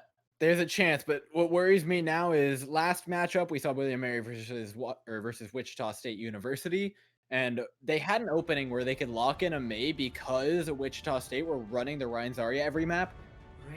I'm trying to think of an exploitable weakness from UD right now, like you know, just a go win ticket, a hero that you can lock in and it instantly make things easier. And I'm not sure there is one. I do like swapping to May. Gives you a little bit of cheddar to work with in the map, right? A little bit of cheese in the mix, but it's definitely not going to be an easy fight. Hold on. Are we going to see the attack Bastion Simstrat? Of course we are. With Orisa. Man, Orisa got a doubt in my mind. Orisa did get buffed, but, you know, she still has not played, you know, double shield meta for so long. You don't see it very much anymore. This is just savage right now from UD. If they come out with this, it's gonna work so well too, is my guess. You know, you have the May wall, but it doesn't matter if you got the sim TP. They're probably gonna try to teleport to that top left, or maybe just get onto that point really quickly with Milk's teleporter. Let's see what they do. Oh, well, so they're probably gonna teleport top left here and walk their way around, or just go straight to it. Okay, that works as well. Oh no, the Bastion setup. This is it's a bloodbath. Hey, you got the charge off. Love you for that. Good anti-nade from Chad Massive. And, you know, you can tell individually, I feel like these players from Providence look pretty good. Again, though, with almost every collegiate esport, it just tends to be the case that the teamwork is really where the game is decided, because for a lot of these students, it's their first time actually playing on a team. So for Providence, right, they can work on that over the season. I think there is room for improvement for sure. Yeah, and you got to give it to a school like UND. It just seems like they really know what they're doing right now. Delaware going to take that teleport, are going to probably just set up right on that point with the bash, and probably going to try to make this as quick and clean as possible. Nate just going to fire away right now. Yeah, poor Dottore is just at the front of all of it. That's good from Swampy. I love this double angle they actually have. The spam here could get enough in. They just need one more hook on an 8, but they don't have the time to get it off. Well, they do get it off, but, you know, too little, too late. 5 minutes 44 on the clock, and now they've got to try and make it all the way through a 2CP map. And like I said, man, either they get it here or it's going to be a quick one. Providence need to make up their minds right now. Yeah, I mean, honestly, just like for like confidence and momentum going forward in this league, because, you know, you're not out of this any means by dropping the first series. You still got plenty of time to get back. That's what I was saying about Marion Williams. It's the same thing for Providence College, and really just getting anything going here would be great for them, even if it's just, you know, getting a full cap with no time. I think that would be a great confidence booster for them. You know, UD has been playing with, you know, just the utmost of skill in class so far. Like you said, that team synergy has been there for them. Providence College, you know, like you said, a lot to work on, but they can start a great season here.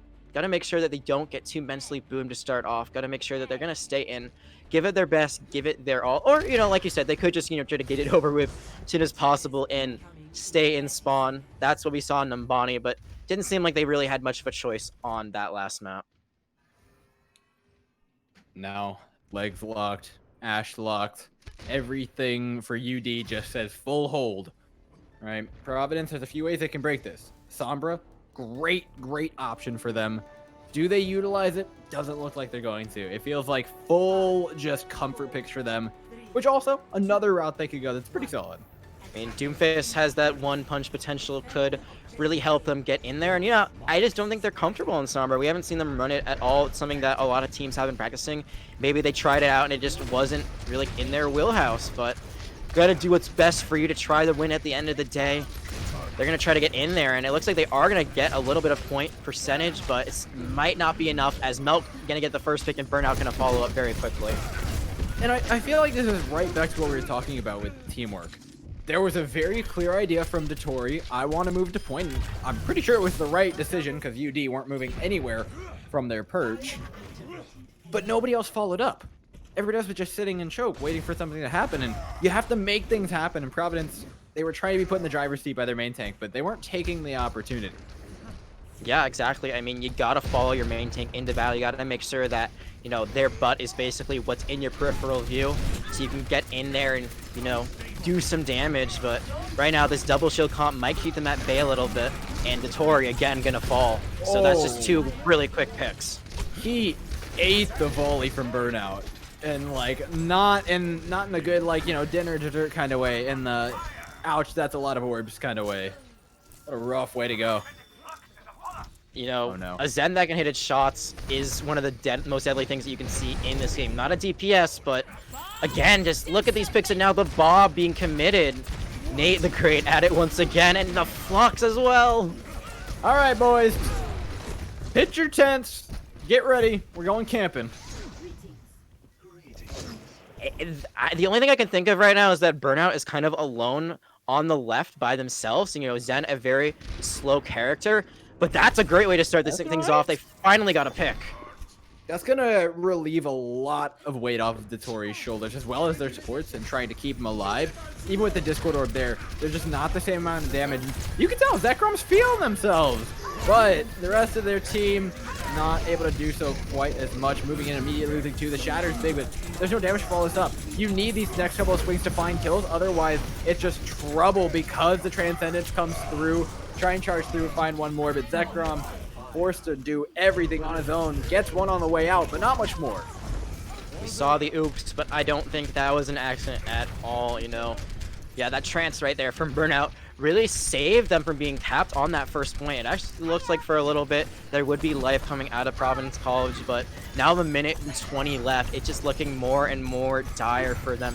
They do almost have that sights online, but I don't think walls is going to be enough to help them win this point. Now you're running into a lot of ultimates. Milk still has Visor as well. Pod is, well, he's playing Widow Sigma? Widow something or another? And he's on the high ground. He's on the flank.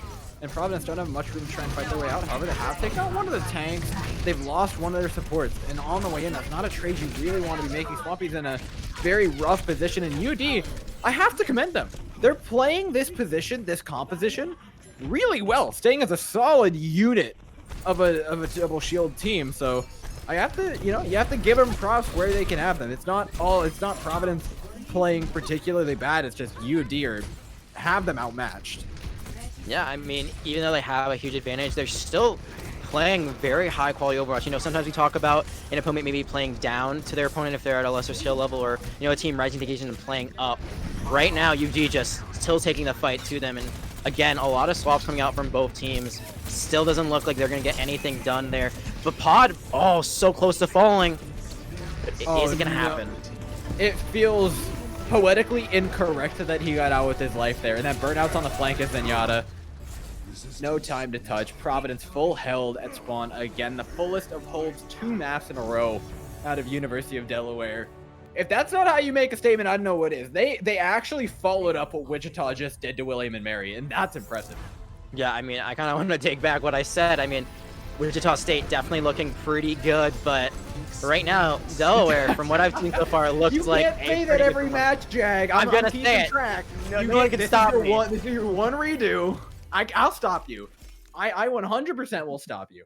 All right, Door. I'll hold you to it. But yeah, UD definitely opening up the season with a statement. They are here to play. And even when they're messing around, they really weren't messing around. I mean, kind of got a little funky, near the end of Numbani and on Hanamura with those full holes. But even with everything going on, it was just all over the place. And they still were looking great. The support line, the tanks, the DPS, they all had amazing plays. And that's what you want. You want a well-rounded performance from your team. And that's about as well-rounded as you can get. Everyone having their pop-off moments there for University of Delaware. Yep, plenty of growing room for Providence. UD, huge props. There's not much more to say about that match. You guys are watching it. A clean 3-0 if I've ever seen one. There's plenty more Overwatch to be played today, though. Niagara versus Ryder is coming up next. There's 2 more following that. As for me, that's all I've got for tonight. If you want to follow me, it's at @door_cast. Helps me out massively. Same goes for Jag. His name's right beneath his, his Twitter handles, right beneath his name down there. Follow him as well. If you want to follow EGF, follow the Twitch channel, follow the YouTube channel, or subscribe to the YouTube channel, technically. Or follow us on Twitter, @official EGF. Helps everybody out big time. Until then, we'll catch you guys for the next match in just a few minutes.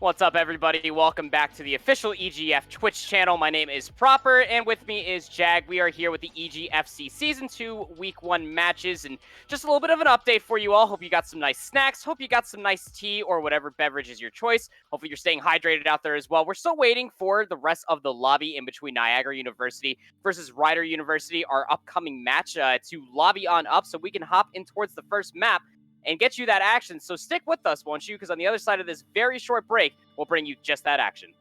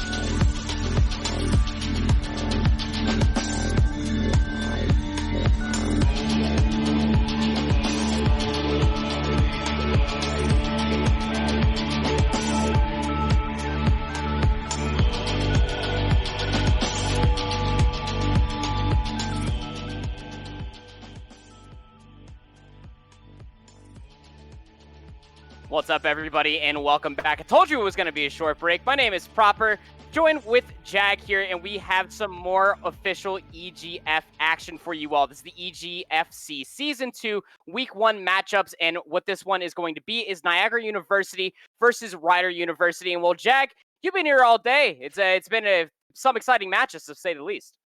Oh, absolutely. I have been here all day, and I'm excited to be here all night. We've had some great opening matches here in Week 1. We saw Wichita State take the 3-0 to start off their season.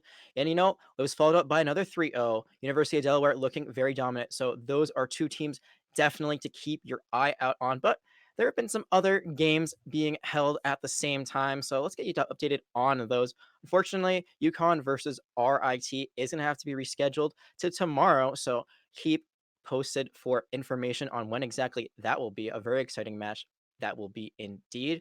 Marist and Siena, which is supposed to be after this. Siena is currently having some technical issues on their campus. They don't have any power, so we'll keep you updated about whether or not that is happening. And the game that did happen on the other side, or really didn't happen, we saw St. Peter's get a forfeit win, so that's a good way for them to start off their season, even if they didn't get to play. But enough about that. Let's talk about what we're going to see here. Like you said, Niagara versus Rider University. Two teams looking to start off their season with a win.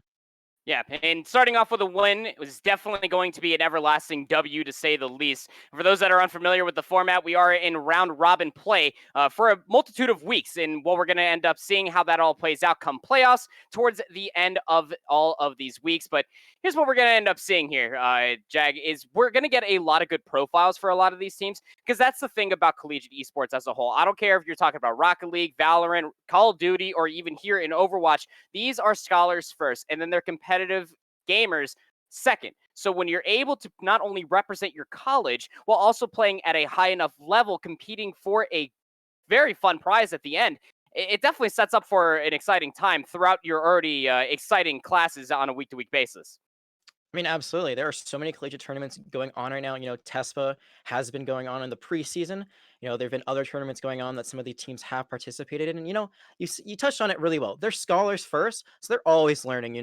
This first week, if it doesn't go well for them, they can always run it back, always go over the VODs, always learn from what they didn't do well and get better at it. So no matter what happens here, none of these teams are going to be out of the running just yet. Plenty of time to get back into this season, into this game. And right now we're going to be starting on Oasis. It is a set map pool, so Nambani and Hanamura are going to be falling up in the 2-3 slot.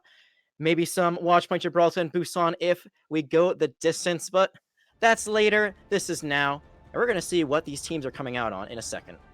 And Oasis is going to be starting off right in the center of all things, and well, this stage in particular on Oasis is a very interesting one. It can definitely stall out a lot of different fights unless you can already capitalize on a lot of already found damage. And, well, both teams are already hovering over top of a brawl composition. You love to see it, Jack. Yeah, it's really interesting. You know, for City Center, you usually expect a dive comp because there's so much high ground you can control, but both these teams just want to take it to each other. They want to run in with that Ryan Zarya and try to smash each other up. We are going to see Lucio's on both sides, but a Mercy on the side of Ryder. Very interesting. Maybe looking to pocket the Soldier. It's going to be tough to say the least, but if you can get Riggs up on this high ground and uncontested, you'll definitely be in a good spot. You're going to be up here with Cheese, and while Niagara is already going to be down 1 DPS, Riggs is able to come out on top of that. Great capitalization of that for Ryder, and they're doing this wonderfully, just playing off the high ground, just waiting for Niagara to come to them and just funneling them in, and as the point unlocks in 2 seconds, it looks like they want to drop down, and here comes the brawl. Ranger already getting up in the face, and that's funneling right into the sightlines of Riggs, who takes them down. Big old 4v6 right on the point, but certainly Cheesa will be here soon, so they can put in some damage. Shield's getting a little bit low here from Ranger, and they're going to have to get a little bit of healing. And like we had noted, this is a Mercy and Lucio composition, so there's no real big burst heals on the point, but it doesn't really matter because Riggs is still finding a lot of good peppering damage, of which they can all capitalize on. Still Sprawl across the point. 4 members on the point comparatively, and now even. Riggs able to charge up the Tactical Visor, and Soggy on this Genji is able to capitalize on all of that peppering that came on through. Not the biggest burst damage in the world from Riggs, but still enough to cap the point first for Ryder. And it's really interesting because we saw that Ryder got a first pick very early on, but it still took them a really long time to finally cap that point. They had to commit the Soldier ult, and you know, that's usually not something we see come out in a first fight. Now they have other ults they've built up, so they do have some stuff to burn on the other side. We're going to see Niagara very close to that Cole, so they might use that for the engage. But right now, if you're this on the side of Niagara, you got to know the other team has a lot of ults. You got to just take a dry fight, try to get some out so you can regroup, take another fight later. There's only have 27% on the point right now. Aristalia does have the coalescence, but it may not matter. Soggy with the blade comes in, is being pocketed by Starry. They're pinned, however, and is brought right into the traffic side. Can he get out alive? No, Apex cannot. They try to look both ways before they cross the street, which I definitely suggest you doing, but that economic fight did come through. They only got the blade out and the Valkyrie. Yeah, I mean, I think that's a win for you. You don't use the Cole, you almost have the Grav, so even though it's not like, you know, a Grav-Dragon combination, it still can be pretty deadly to have all of those characters in one spot, getting all of that Cole damage onto them. They could hold on for Cheese Dragon, but right now, it's not looking good for them, you know? You said an economic fight, but now that point is just ticking away. Yeah, great use of their ultimates so far from the defensive side. Tucking around the corner is Apex with the Shatter. They're able to knock 3 on their back, but Riggs is on the flank. Soldier 76 action in a nutshell, but not base. Is still alive on the point and is just lasering multitude of targets down.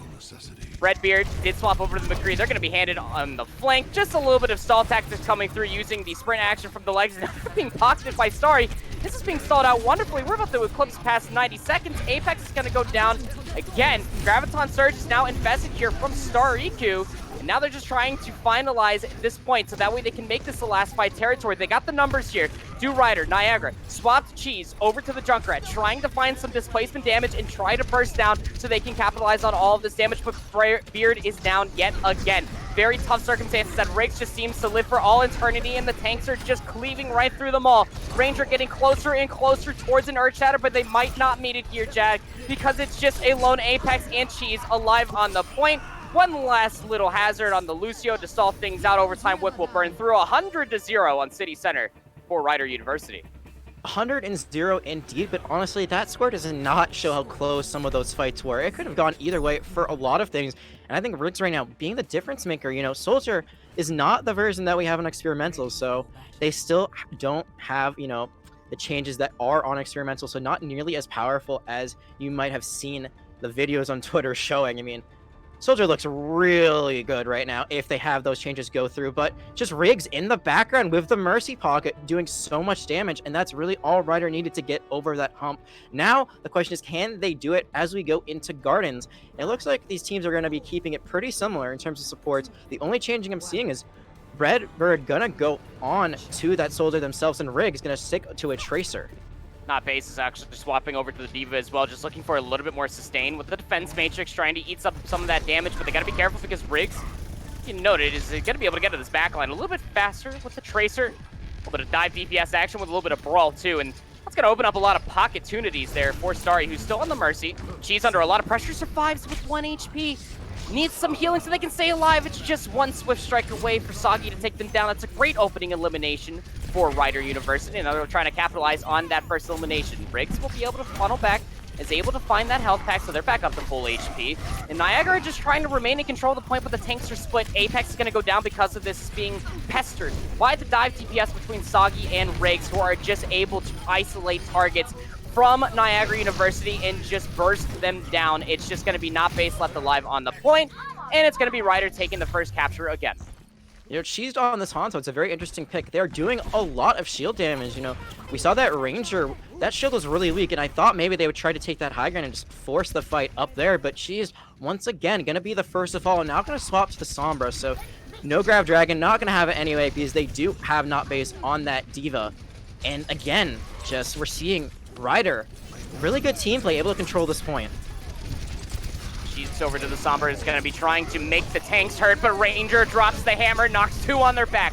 Star EQ's going to get hacked, so no projected barriers allowed, but Riggs is still able to find Redbeard. Coalescence is in play here for Niagara University. They're trying to overwhelm the tank line between Ranger and Star Riku. Star Riku finally goes down, but it's a 1-for-2 trade, and you still were able to get the sound barrier and the Valkyrie out, both from Vinyl and Ryan. It was enough to over-sustain Rider University on the point, and they got the res on Star nevertheless. Soggy does have that blade out, but you know, Hazard being on the Brig, it's a very interesting pick, but if you can sunlock that Genji and then just melt them down, the blade does not matter. They do have tank ults coming up on the set of Niagara, but again, just 60%, and right now they have not been able to make a dent in Ryder's defense. Going to be looking to at least try to take them off the high ground. Apex is looking pretty darn effective in trying to cleave on forward. Pulse Bomb comes through from Riggs. Now Soggy comes in with the blade. Immediately able to take down Hazard, who swapped it over to Brigitte, trying to shut that down. Base throws up the self-destruct, is able to take down Sariku. And finally, Jack, a numbers advantage comes through from Niagara, but Soggy still alive, is trying to find a multitude of targets isolated as possible. They already took down the soldier for Niagara, and Riggs is going to get dealt with. Finally, a team fight victory for Niagara. They're in control of the point. Yeah, you get Hazard with the blade, but then the way that they dashed out, they almost fell off the map, so Soggy had to readjust, and the rest of that blade just not getting the value they were looking for Ryder. Niagara able to collapse on the rest of the team that was there, able to finally get some point percentage, finally able to get a team win. They're so close to that blade, but Ranger trying to go behind is so close to that shatter. Will we see the bumper shatter come out? Could be potential.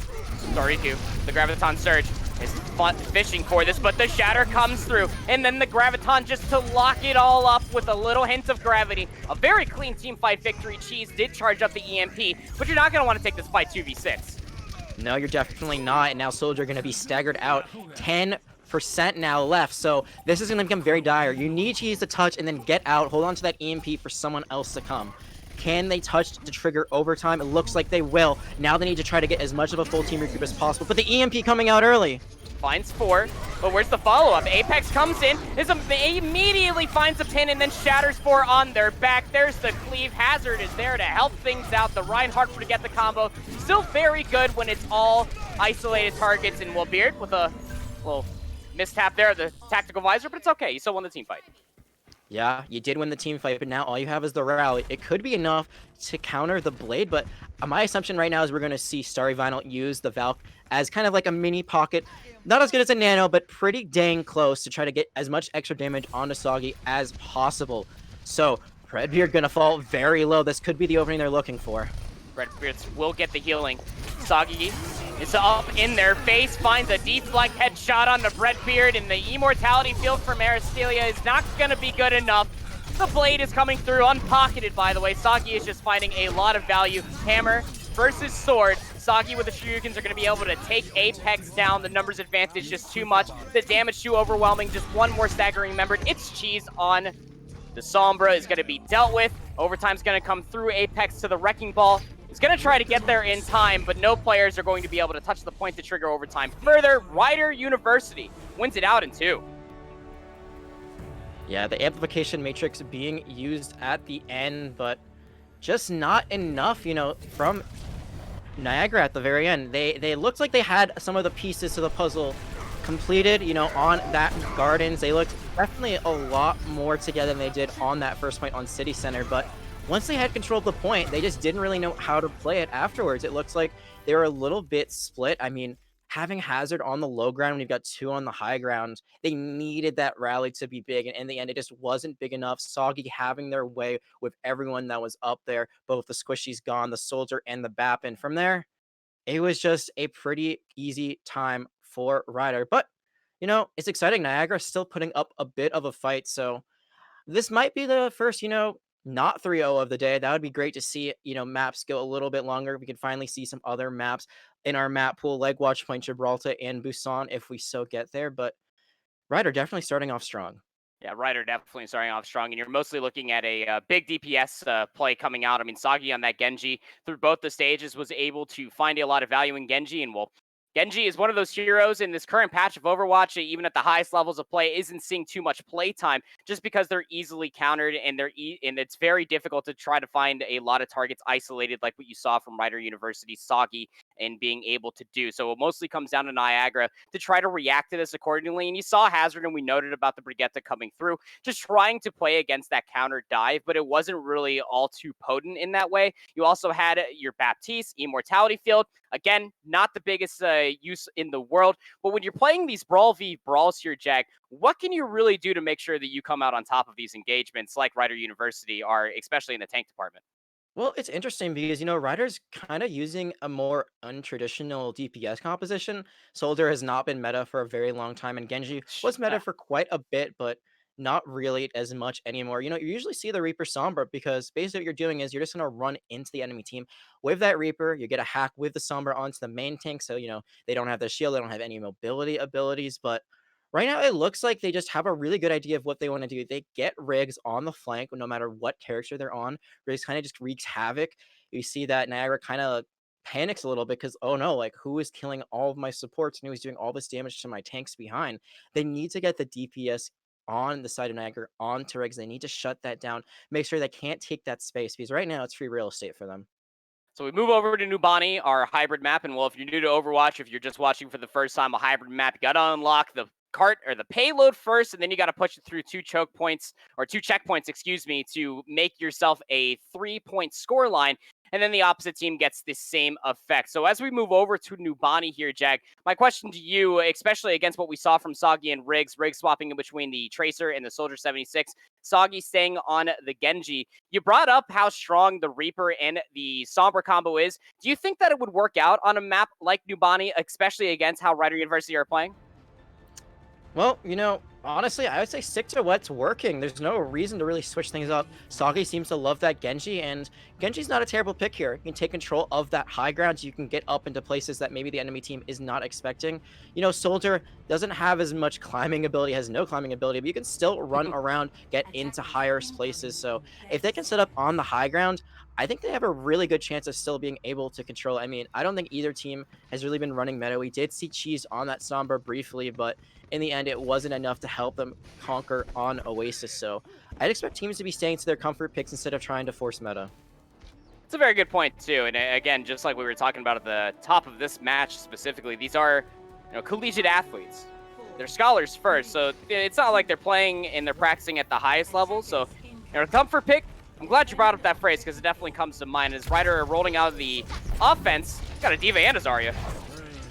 That is very interesting. I mean, my guess is you're going to just put pressure on the opposing team with the D.Va, then bubble them. But D.Va against Genji, against Hanzo. Hanzo kind of shreds that mech down, but it's not going to matter. Cheese is going to be the first to fall. Again, Riggs all the way on the flank. Yeah, Cheese will get rezzed here. Mercy and Ana composition here for Niagara on defense with their Ryan Zarya composition, looking to brawl. Ranger low, but is able to escape to the high ground. Now will be able to join on the low ground. Is able to follow up on a lot of damage that Riggs was able to lock on down. Shades of City Center on Oasis yet again as Rider University are able to take this first fight convincing. No main tank required. They'll get it done with a double off tank strat. And you don't usually see a D.Va Zarya. If anything, it's usually either a Sigma Hog or Sigma Ball. If you really want to consider him in an off tank, Riggs he's just doing it all right now. Still getting these really important stall picks, and now we're going to see a very aggressive push by Ryder. And the thing about Riggs on this flank constantly, you might think that it's a little bit of disrespect, but it's a big tactic, right? Especially when you're looking at it from Ryder's standpoint. Look at how many resources, look how many players from Niagara, although waiting for players to come through from the farthest spawn on Numbani, have to pull back just to get Riggs out of this position. Riggs is playing Soldier right now like a wrecking ball. I mean, he's all over the map. They're all over the map just looking for these picks, and they're just causing all of these distractions. It's working out really well for them, as you're seeing that Niagara, you know, they kind of have to rotate to avoid this Soldier. That's what Ball does, just getting your backline, cause havoc, but Riggs also following up with the kills, but that's going to be cheese. Yeah, that's Junkrat right in your face. That's not something that you ever want to see. I don't care what DPS you're playing, what squishy character you're on. Junkrat in your face is not the greatest thing in the world, too. So it looks like that Rider University is going to go ahead and take a little bit of a swift disengage, just kind of take a little bit of a poke. No ultimates were used in that last fight too, but as far as the ultimate department is concerned, are looking good for Ryder. Soggy was able to take down Chi, so this is going to be the engagement now from Ryder. Soggy with the blade, pocketed, and the bomb's going to be able to displace multiple targets from Niagara University. He's able to find one with both of these ultimates, but the follow-up and cleanup is all there for Ryder University, who are commanding the entire push to Numbani. They got 5 minutes plus in the bank. So far, we've just seen teams like one-upping each other on their Numbani finish time. Wichita State 350 in the time big when they finished. We saw the next team that played, University of Delaware, finished at 359. Now will we see Ryder have more time than either of those two teams? Right now, they are looking good. They have a very healthy team. Oh, man.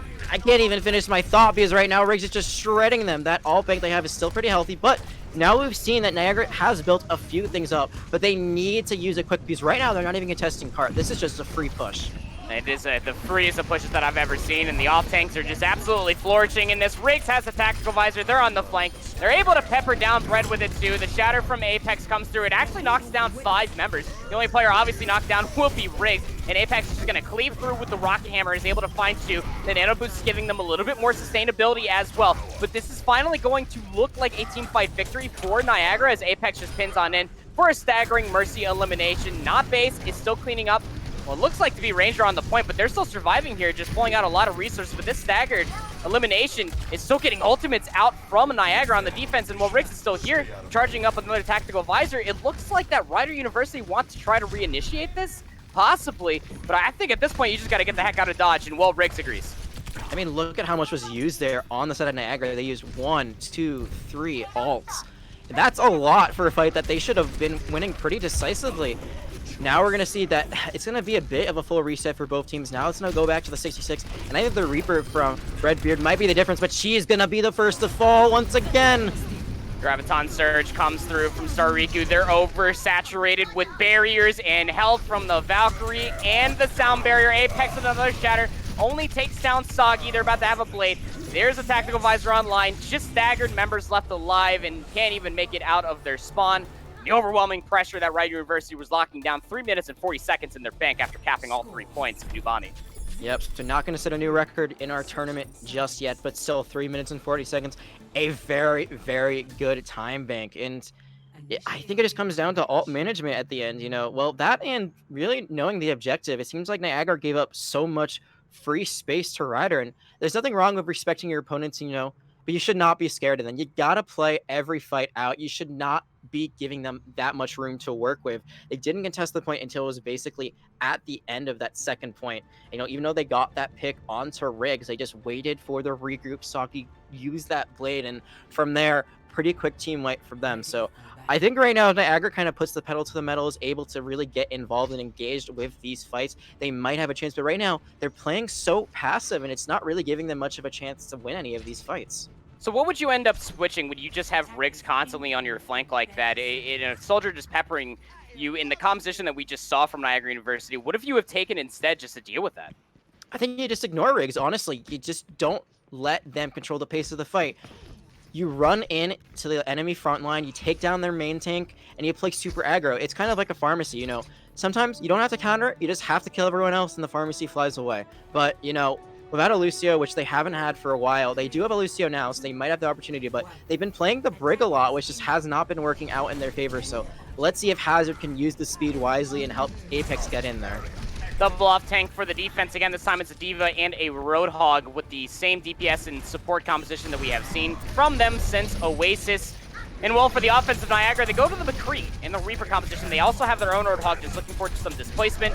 Moira for a little bit more of overhealing. They're trying to take the high ground away, and Hazard's going to find the final blow onto Sariku. That's the Roadhog down. So now you can just overwhelm the point here and just try to saturate. A great hook coming through from Not Base. They're going to be able to get the combo to take down Soggy. Riggs does find one on the back end. That's Breadbeard down. And well, with Riggs up here on the high ground, just uncontested, and there's no immediate way of dealing with this, you can see right through. You can have Not Base just trying to push their way here. The hook just a little bit to the left. Not going to be able to lock that down, but it's just Base versus Riggs, and Riggs is going to get the better of them as they are being damage boosted by Star Vinyl, and they were able to charge up the Tactical Visor. They're going to find a lot of damage. 2 ticks, 89.5% was charged up on to get the cart unlocked, but just when it was all said and done, Rider University re-engage and take it back. You really need Cheese to get up there and into the face of Riggs right now. They have the teleport, they have the Wraith form, so, they have some momentum abilities. They have what I'd call almost a second life when you can Wraith and then, get back into a fight. Now, we're going to see Not Base swap off of the Hog onto the Zarya, and I really think they need a Diva or something else to try to contest that Soldier, because even when they were able to kind of ignore them, the fact that that Riggs was able to stay alive and just have that damage boost and get that Visor, it's just too much right now for Niagara. They should have really gotten a full cap there, but it's not meant to be yet. Sariku comes back on the Winston. Ranger just 9% shy away from their self-destruct, and Niagara are just trying to take the high road here. They use the Coalescence just to put themselves in a spot to where they can possibly get there, but a little bit over the edge there does go Sariku after Ranger does use the Jets to knock off Aristali. And while all the cleanup is still here from Rider University, just an opening pick onto the burst healer of your Moira. Rider University with a team fight gong in play. They only have 1 minute 50 seconds to defend left. They have good ults to work with. They've got the Blade, they've got the Bomb Rig so close to another Visor. The Beat not too far behind, and right now, Apex, Beard Red, Hazard, they have stuff to work with, but it's going to be really hard to get in there with a Shatter. Look at how split we're seeing Ryder play. They need to force that point. They need to force people onto that point so they can get the most out of it. But Riggs again! Tactical Visor comes through. The Helix Rocket's going to find the first elimination. The sound barrier a little bit late from Hazard. But there's nothing really you can do here. You're just going to funnel yourself inside of the Mega Pack room where you're just getting cleaved by Sariku in that Tesla cannon from Winston. And a lot of cleanup's going to come through. Stoggy held onto this Blade. And, well, this is another Team 5 victory. Ryder looking quite dominant here on Nubani. Yeah. And luckily, right now, we are not seeing the spawn camp we saw last match. But still a very similar situation. Only a minute left. They still have Apex's Shatter and Breadbeard's High Noon, and it looks like they might be trying to get the flank, maybe get a little bit of distraction main and then get them off center, but there are going to be the tanks playing on that high ground, so it's going to be very hard right now for the McCree to set up. Aristali swapped over to the Baptiste, a little bit more healing. Apex is already under so much pressure. Immortality Field comes out. Here comes the Earth Shatter. Finds absolutely nothing. The Sound Barrier just to give a little bit more HP in the Adaptive Shield department for Soggy, and the cleanup is all there. Blink and you miss that team fight. 30 seconds left on the clock for Niagara to take point A of Nubani. Yeah, blink and you miss it, that's right. They did kill enough time now to make this last fight territory. All they have right now is the Mercy Valk, so Starry Vinyl gonna have to have a good ult for sure. Redbeard does have the High Noon, but that's really all they have as well. If Not Base couldn't get this grab and it isn't Eden, that might give them more life on Numbani. Apex goes over to the Diva and does the wisest thing, just tries to solo dive Riggs on the Soldier 76, but they're being over-pocketed by Starry Vinyl, and the Valkyrie comes out. There's already so many eliminations. Not Base has to have the grab of their career, and they do find a big one, but the bubble comes through from Sariku on the Winston. It's just Not Base left alive. Overtime Wick is just burning on through, and just like that, Rider University, they go for a full hold on Nubani after taking Oasis 2-0, and now they're up in the series 2-0. Yeah, the script writers are definitely having their way today. All three matches so far kind of seem to be going in a similar fashion. And, Niagara, again, they looked like they kind of figured out on Oasis, but here they just looked a bit lost, not able to finish up the fight. They did get 2 ticks, were so close to capping that first fight, but in the end, Riggs, the difference maker, could not be ignored because they had that visor online and they ran through the enemy team with it.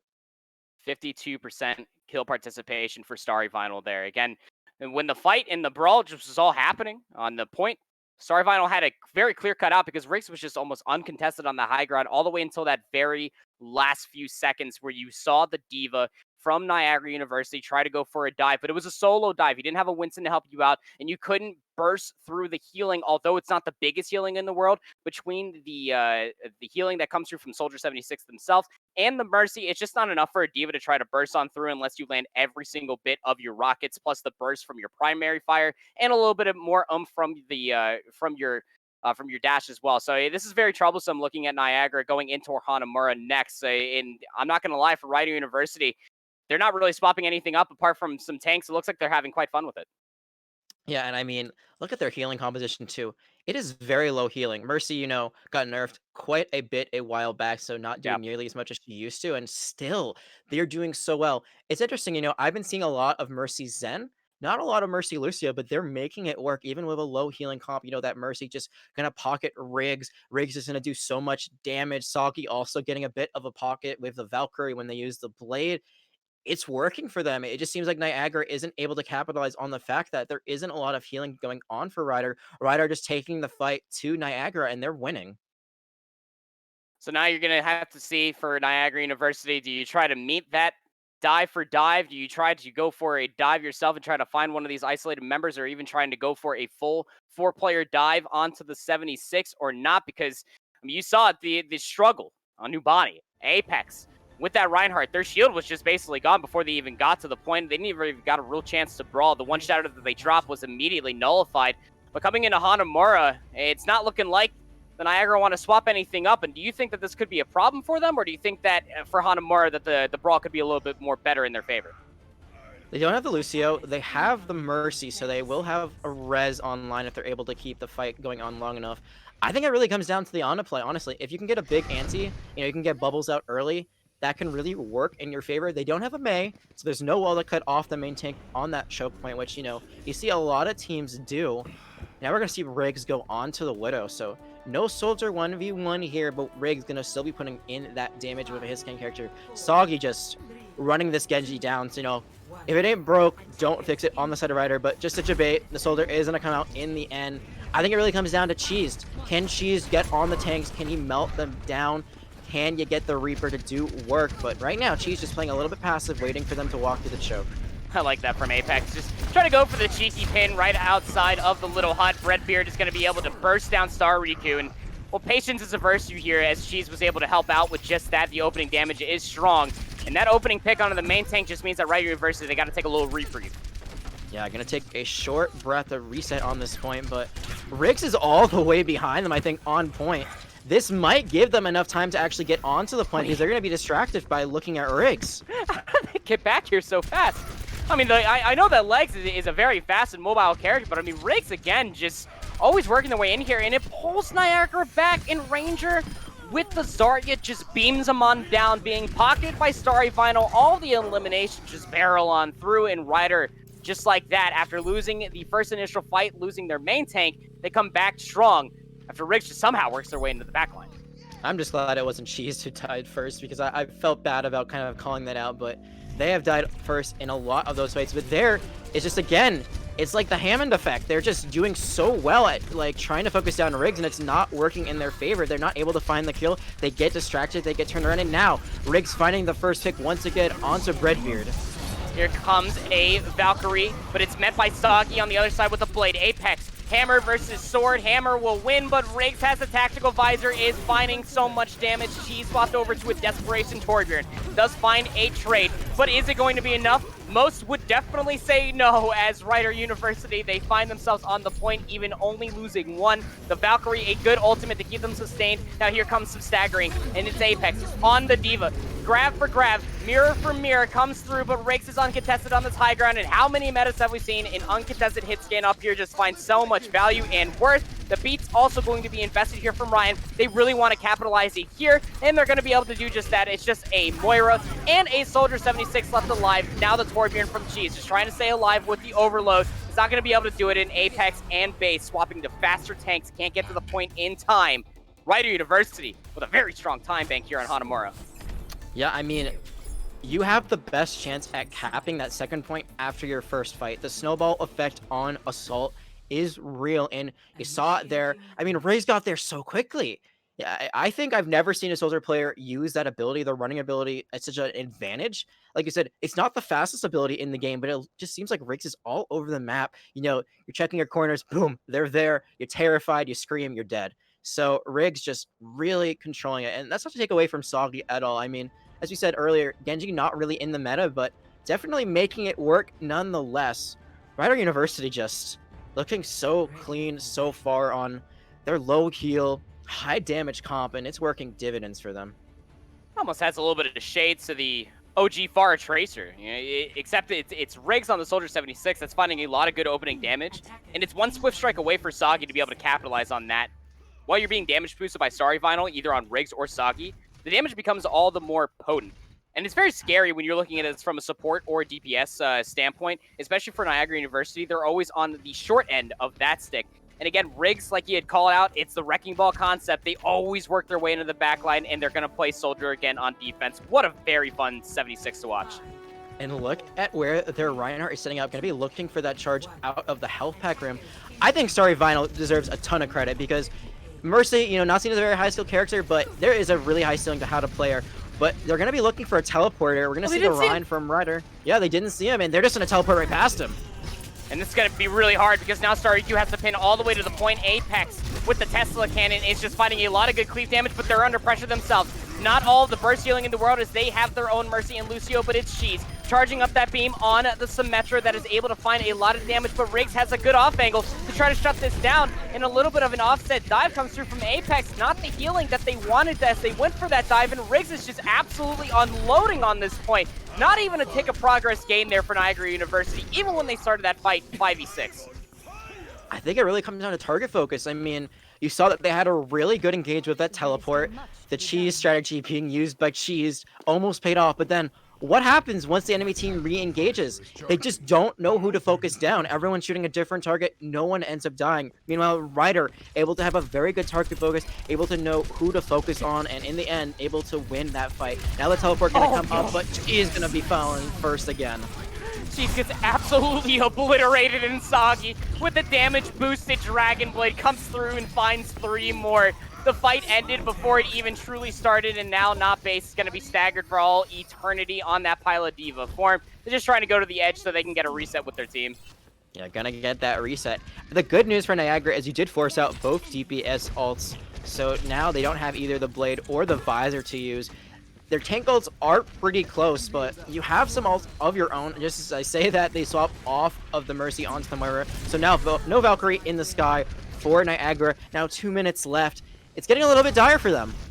Yeah, you might have to take, well, it might not even be an economic push because you're just going to give Ranger and Star Riku their ultimates, which they might think are already online, but it's just the DPS that are locking in so much damage. They're going to go the high road, and the Beat's going to over-sustain themselves. Maybe a little bit too early from Hazard, but here comes the Great Wall from Cheese. Graviton Surge from Ranger is going to answer in tow, but it's based in Redbeard that comes in with the damage for the 2 eliminations. 2-for-1 trade on the point as we go for the all-out sprawl, and it's still eliminations that are coming through from Ryder. Even in a number disadvantage, they're still coming out on top. The turrets from Cheese is able to take down Ryan, so no speed available, and a little bit of a displacement with the Primal Rage from Apex. It's gonna finally take down Starry Vinyl, so the healing is all gone, and now it's just a Monkey versus a Cybernetic Ninja, and while typically you know who comes out on top of that, it's Apex, it's Base that takes him down last second. It's just Star Riku that is just stalling out on this point. Ranger comes back on the Diva just to try to stall a little while longer, but they're just going to give this one up, potentially. But they might have the numbers for the re-engage. It's only second tick that's about to be coming through. For Niagara, Ryder's coming in.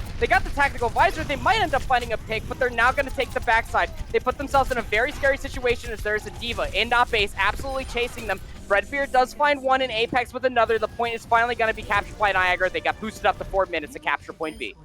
Yeah, and Ranger gonna fall a little bit late, but, you know, with the spawn changes, I think they should be up pretty soon. I think that was a bit of a misplay by Niagara. They really needed to stagger that Baby Diva out as long as possible.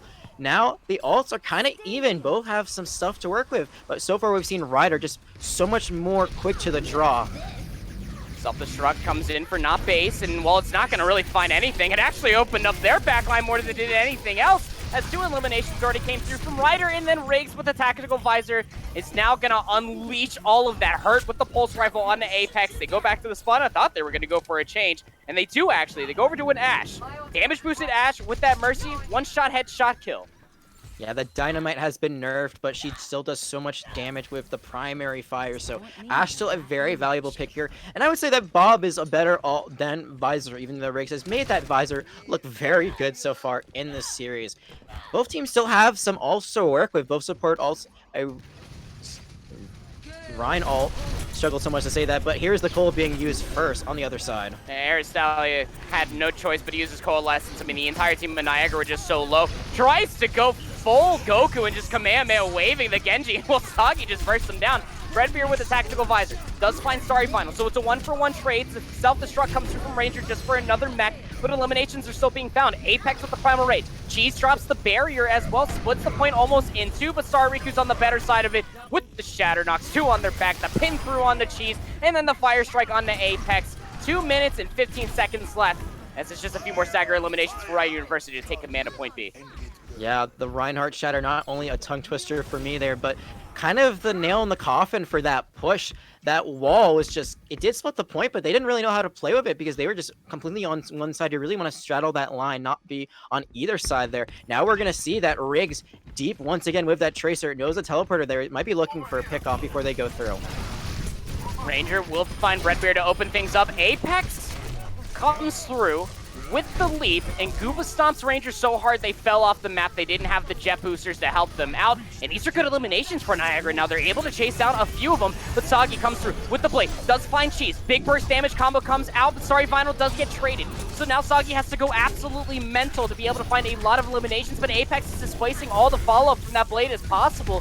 And Riggs now with the Pulse Bomb is going to be looking for the backline. You're mostly just hoping that you can find any sort of opening. Ranger with a long-range self-destruct does displace enough members for Niagara University, so that way the follow-up does come through. Riggs and Ranger go absolutely massive for Rider University to basically nullify any hopes of getting a tick so far. Yeah, and Riggs gonna be forced out a little bit. Has to use the ability to get back, not take any more damage. But that looks so winnable for Niagara. They started off that fight so well, but I think there was an early pick, so it was kind of a 5v4, and they just didn't rotate to the point quick enough. The focus fire wasn't there, and now getting into last fight territory, they don't have anything really to use except that Diva Bomb from Not Base. The barrier's going to be there to potentially split them in half, but we saw how much Ryder care about that. And well, the answer is not at all. Riggs comes through with the Pulse Bomb, does take down just the Immortality field, but Base comes in with the Self-Destruct, finds two. That's the main tank and your Flex support down, but you still have the burst heals here. So it's going to be good because Vital was able to get a resurrection onto Rico, but they pay the ultimate price with their life. Cheese is now going big. They got a level 3 beam, and they're absolutely burning through a multitude of targets in Breadbeard here with the Helix Rocket. Walks too close to Aristili, and they get immediately slashed through both of them. Sagi with a tri-elimination with the Blade. Hazard and Apex are trying to go big for their team. It's now Not Base with the DMX to come out. The beat just a little bit too late from Hazard. Overtime is now ensuing, and you're hoping that you can get here just as fast as you left Niagara. Just staggering members for Niagara University. The self-destruct is going to come through from Ranger just to seal the entire deal as Rider University. They win here on Hanamura, and they take the series 3-0. Yeah, and that was very, very close. Niagara, it looks like they were going to get a full cap multiple times on that second point, but at the end of the day, the DPS from Ryder just come back in and they completely decimate Niagara's chances. But we saw that blade come out at the end. Well, I think there was like a swipe that got 2 with 1 dash. Yep. I mean, that's just great focus fire, and that's something I've been talking about all day. It looks like Ryder really knew who to focus down in fights. Well, Niagara just, they'd get that first pick, and then after that, they kind of lost their focus, kind of just looking around, not able to focus down the same targets. And in the end, Ryder taking that 3-0. Pretty dominant performance from Ryder, and I promised Dora I wouldn't say it. So not the team to be looking out for maybe going forward, but definitely a team to be looking out for as we go forward in this season. Yeah, so you got to see what a team in Rider University looks like when they put all of their eggs inside the DPS basket, specifically for Starry Vinyl, just always putting a damage boost, the Blue Beam of Death, onto Riggs or Sagi, Soldier 76, Ash, Tracer, and Genji. through Ultimates and not Starry Vinyl was definitely the standout player for me. And just being able to be so elusive through the entire point in all of these different fights that were ensuing, Niagara University just couldn't lock down. And what you brought up, Focus Fire, is definitely a great phrase to keep in mind. But that's going to go ahead and do it for this third series of the day. And just as a confirmation for you all, because of the power outage that Siena College we're facing, we won't have a game 4. That will be rescheduled at a later date. So make sure that you do follow EGF. Their Twitter is at official EGF, so that way you know when that match does come through, and the updates soon to follow. If you're unfamiliar what EGF is, well, it's a governing body for D1 collegiate, high school, and youth esports alike. So you can find out more at EGF.gg. We're going to give you a little bit of a break, and we're going to give you a little bit of an update soon to follow, because the next game isn't scheduled until 10:30 p.m. Eastern, but we'll go ahead and let you know what that looks like throughout all this time. So go grab some snacks, grab a little bit of water, stay hydrated out there, and we'll be right back.